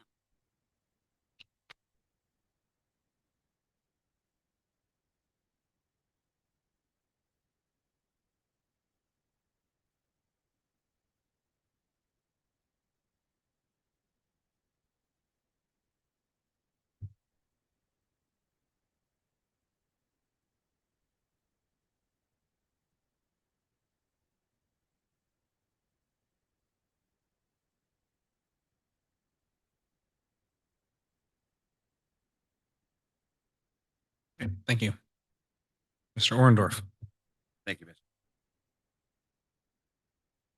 Being criticized, I think, is a prerequisite for being a member of this council. No matter what decision is made, someone is going to take offense to what is done. Stopping to listen to those criticisms and welcoming those criticisms, I believe, is very much, again, another prerequisite being a member of the committee or the member of this council. Not being defensive, but truly being there to listen and try to understand what that criticism is. It may honestly be information that I didn't have or a perspective that I didn't consider when making my decision. Listening to all that being raised it's possible that they could bring forward that. If new facts came to light that allowed me to consider that my previous position was wrong, that's something that I could bring back to this council and have a discussion within the council members, possibly reopening that for new discussions. As Mr. Mann had said, the vote had already been cast, but that doesn't mean that we couldn't, as a council, reopen that issue if allowed by regulatory statute. That being said, is I wouldn't simply change my vote because the decision was unpopular. If hearing concerns and reviewing the information, I still believe that my decision was best for the long-term stability and interest of the city, then that's what I'm going to stick with. Biggest thing is being transparent. This is my vote.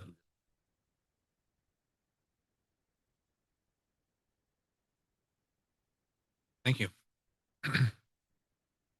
Ms. Thomas.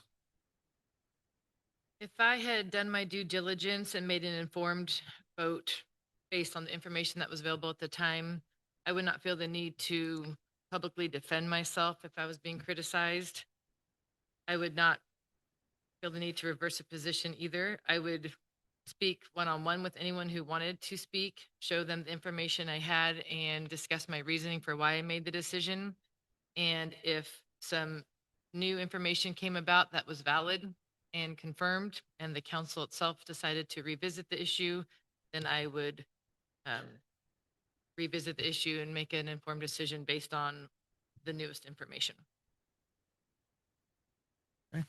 Thank you.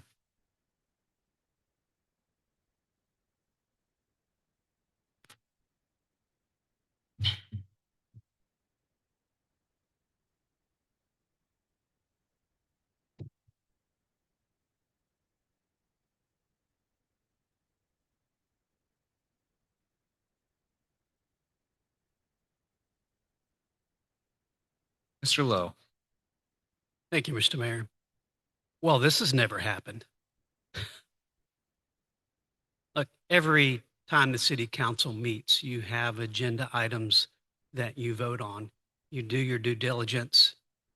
You talk to the people in the town ahead of time. You find out what their thoughts are on this topic, on this agenda item, and you make an informed decision and you stand by that decision. Once you vote, the die is cast. And it's like Mr. Mann says, and we're quoting Mr. Mann this round, that if you had enough interest in the topic, then you'd show up to the city council meeting and you would speak to the council when it was your turn. And I've seen where the council has changed their mind on a decision, on an agenda item, based on what they hear from the public. And that's very important. But it's not just the squeaky wheel in the council that gets the ear of the council. It's all the members of the town. So you stand by your vote. And if you get information at a later date that can change your view on this, then you bring it up to the council. Thank you. Thank you.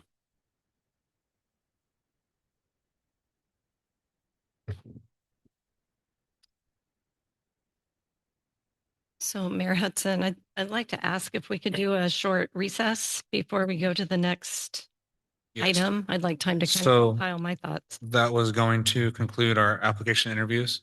And I was going to take a quick 15-minute break. People that need to use the restroom, want to stretch their legs can do that. We have been sitting here for almost 2 hours. So feel free to get up and use the restroom. We will call this a break at 11:50. You're reconvening at 12:05 then? Yes.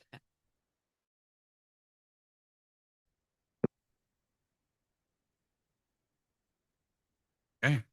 We will reconvene at 12:05. Our next item is item 4C, City Council Vacancy Resolution. Recommended action, adopt resolution appointing a qualified council applicant to fill the current vacancy on the City of Willows. Marty, do you have anything to say on that? No, I mean, the discretion of the council really is to, however you want to proceed to discuss this, make general comments, each council member, and then call for a motion, or Mhm. council members can just clarify who they plan to support and why, and thank people. I mean, it really is an open-ended process. The one thing I would say is when the council does get to the resolution, I think that the recommended action should actually include the name of the actual person that's being appointed, not just a qualified council applicant. I think you want to actually insert the name into the resolution and the recommended action at that point. I don't have a resolution attached to. I didn't bring mine. I think Rick had his. Rick's prepared. Okay. He brought his. Sometimes we get our information ahead of time and then we forget to Or bring it with Marlene. us when we Whichever you call it. show up. Okay. So, with that, are there any questions from the council? So, Mr. Mayor, we were provided a candidate scorecard. And I think we all went through that scorecard. I have three that are really close together. What I would think I would like to do to make it easy is if we had our clerk total all of our scores for each candidate, and that might have one come through with the most votes. And if we have one or two that are identical or very close, then we can have a discussion about the two. But I think that might be the most transparent. We just have her add them all up and we say, okay. And top one comes out. You know, I hear what Vice Mayor Thomas is saying, and I don't disagree. This is very difficult. And I say that because we have 5 great candidates, right? You know, thank you again for all stepping up. And so when you have to make a choice of one, you know, there's just, it's a difficult decision. But I would say beyond our scorecard, which was kind of given to us as a, you know, a way to kind of keep track as we're absorbing a lot of information in these interactions, there's also other factors, I think, that I know I kind of think of, you know, for me personally, as I'm looking at kind of the depth of candidates, how much they've paid attention and already know what's going on. I mean, it's just it's a factor. You know, so there's more than just the interview questions today, which was a great opportunity to get to know each of you a little bit better. And like I said, it's a hard decision. I mean, I did a scoring matrix. The questions didn't line up completely with, you know, the exact questions. So we're kind of trying to glean things from those questions that are pertinent to, you know, understanding the council's role and financial responsibility and understanding public safety issues. And again, as you've decided, thank you very much, to throw your hats into the ring and apply for this position, obviously you're not going to be up to speed on everything and where we are, because sometimes my head's still spinning after a year and a half of being up here. So with that being said, I appreciate your comments, and that would give us a thing, but I think there's also some other factors that we would want to factor in. Councilmember Hanson? Yeah, thank you, Mr. Mayor. First of all, thank you very much to all of you fine individuals for applying. You're all obviously well qualified, and obviously you care about your community. Oral interviews are tough enough, and most of you have probably been through oral interviews before, right? At some point in your careers, or been on boards at some point, and there's enough of a nervousness element when you're, you know, being interviewed by a panel of 3, 4, 5 people in a closed setting. But here we are in a public meeting being interviewed publicly. It's an interesting process. And thank you for bearing with it and doing such a, you know, professional job handling the questions. It's not easy, like I say, being interviewed, let alone in front of an audience and streamlined and everything else, which brings another factor into it. But that's, you know, that's the most transparent way to in my view and my colleagues' views to handle these processes. And this is the way we've done it in the past. But I just want to you know, thank all of you for your time, your commitment, for your thoughts, your insight, your questions. Obviously, we don't know each other extremely well. Some of us know others a little bit more than, you know, than others. That's life. That's the way it is. but we have your applications. You've been posed with a series of very relevant questions. It's just, in my mind, an interview panel is one component, right? And it's a major component, but it gives me a snapshot of how an individual thinks, what their philosophical, positions are. It gives me an insight of their values, their goals, their motives. But anyway, just thank you very much for applying, stepping up, being put on display here, if you will, in front of God and everybody. But you all did a good job. My scores were relatively close. I do agree with Vice Mayor Thomas's recommendation to have the city clerk tally the total scores. My comments are going to be very general. You all interviewed fairly well. There were a couple of questions that weren't completely answered, and that goes across the board, and that happens, right? But it is an oral interview process. Appreciate it. Appreciate your time, your commitment, and I think it was a very fair process. And I have my tallies, but I would be interested to see what the overall scores are, and that's just one other factor on basing,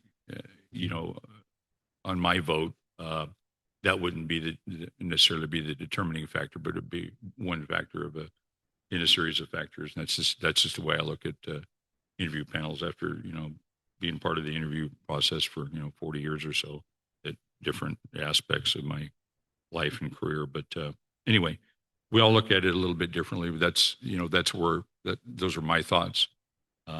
Obviously, we don't know everything about you based on 2 pages of questions, right? But I appreciate you. You did very well, and thanks for being up here and being put on the spot publicly.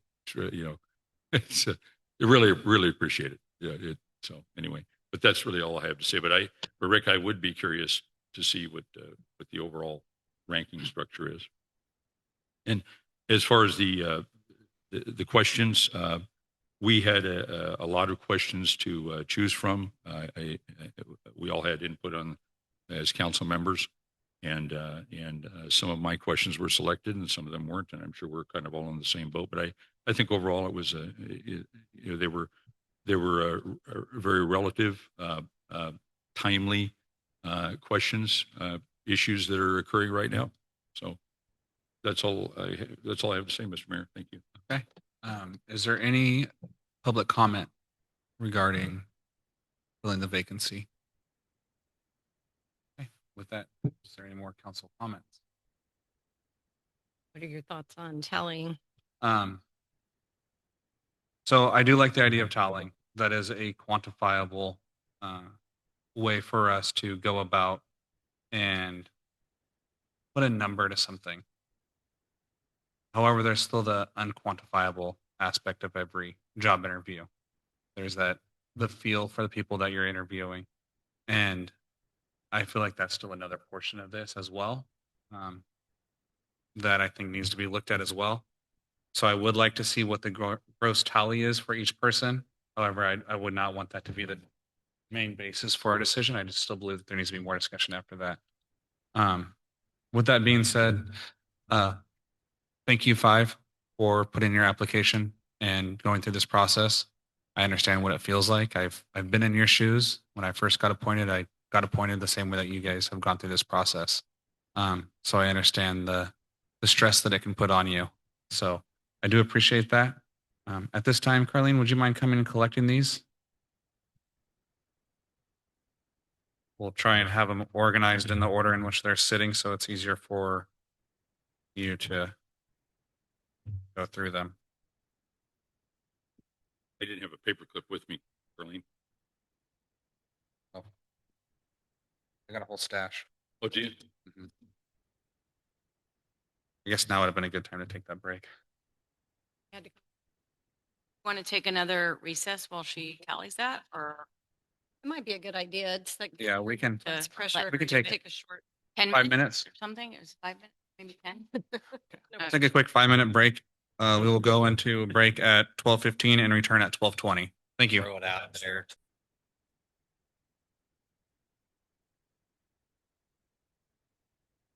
All right, we are returning back from our break at 12:24. It was a very nice, gentle tap. Okay, is there any further? Well, I guess now it's pleasure of the council as far as discussion. Would you guys like me to read off the numbers and how they all did? And just address two, which would be very top. Mhm. Can you speak into the mic? I'm sorry, I moved it away. I said, I think we can just deal with the top two. Seems the most logical. Mary Thomas and John Lowe. Both offer, one thing I liked about Mary is her knowledge of the budgeting process being within the government. And John seems to have a pretty good handle on, has done some research behind issues facing the city. So either one I think would be excellent choices. Councilmember Pride?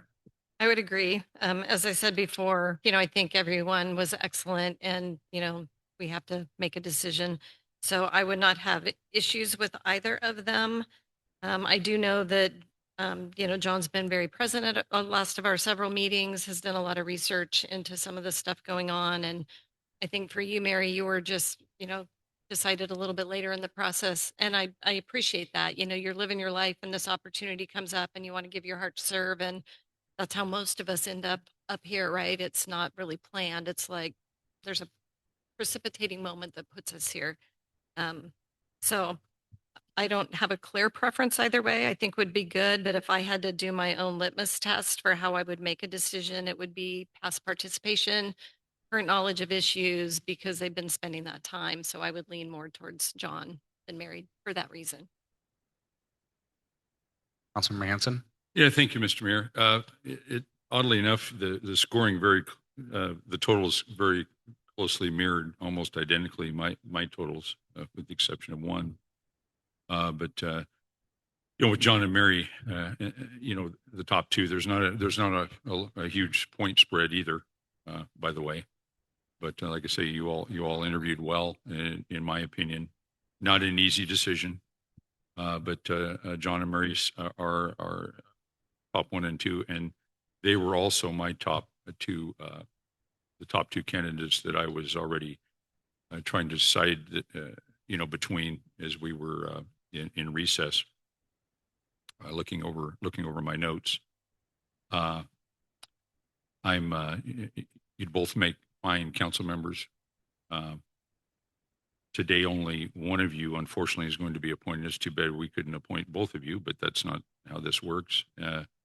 It's also unfortunate that whoever doesn't get appointed isn't running in the general election. That's makes me sad from a community standpoint, because I think that you're both committed. John and Mary, you're both committed, knowledgeable, dedicated. Not to say that the entire panel isn't, but like I say, the point spread is not huge. Is not huge, but you did stand out as in my mind the best candidates for the position. It's not easy. One can almost flip a coin. I'm prepared to support Mary Thomas for the appointment at this time. But thank you, everybody, once again. That's where I stand. Thank you. And Carlene, thank you very much. Carlene and Marty, thank you very much for your work tallying the numbers. That was very helpful. Good idea, Rick. Thank you. That's all I had, Evan. Okay, thank you. Yeah, so as far as my top three, you both were in that top 3 list. And so with that, I think it comes down to that. Like I said, this is a quantitative figure as far as these numbers go. As far as the unquantitative portion, I I kind of know which direction I'm leading with that aspect. As Lori had said, it has to do with past participation, interactions, and some other factors that play into that as well. Best case to do this would be a roll call vote, and us each vote for the applicant that we see best. I think you just make a standard motion and You'd rather and do a then standard motion. it'll either Okay. succeed or fail and you'll get a second. I also don't know if Vice Mayor Thomas has spoken yet since we've come back. I don't know if you're planning to any comments. All right, I thought you talked first. Well, as I said, I think both candidates have strengths that would be valuable to the council. I'd be happy with either one of them. One of the things that I struggled with the most when I came to the council was understanding budget-based accounting. I come from the private sector where I had a P&L and a trial balance, and I could understand it was a profit and loss situation and how individual expenses affected the bottom line. Understanding the budget-based accounting has been the most difficult part of my council member career. So that's what led me to Barry. I think your past experience in government and dealing with that would be very valuable. John has participated and been involved heavily, has sent me emails offering thoughts and guidance, and done some research. So like I said, I think both of them would be extremely well served to the city.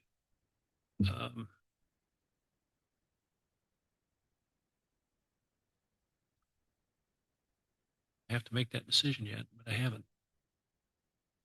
So it's just, I think at this point, Does it's the mayor have the anything? council to offer? making a motion. I'm sorry?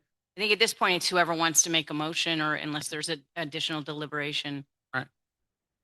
I move that the resolution titled "A Resolution of the City of Willows of the City Council of the City of Willows to appoint a qualified council applicant to fill the vacancy on the city council." I believe that position should go to John Lowe. I'll second that. You have a first and a You did, second? John Lowe? Yes, sir. First and a second. Any further discussion? Oh, yes, I'll ask for a roll call vote, please. Mayor Hudson, Yes. Councilmember Pride, Yes. Councilmember Hanson, Nay. and Vice Mayor Thomas. Yay. Motion passes. A motion passes 3-1. Again, thank you to our applicants. Thank you all for taking the time, the energy, and having the courage to step up for your community.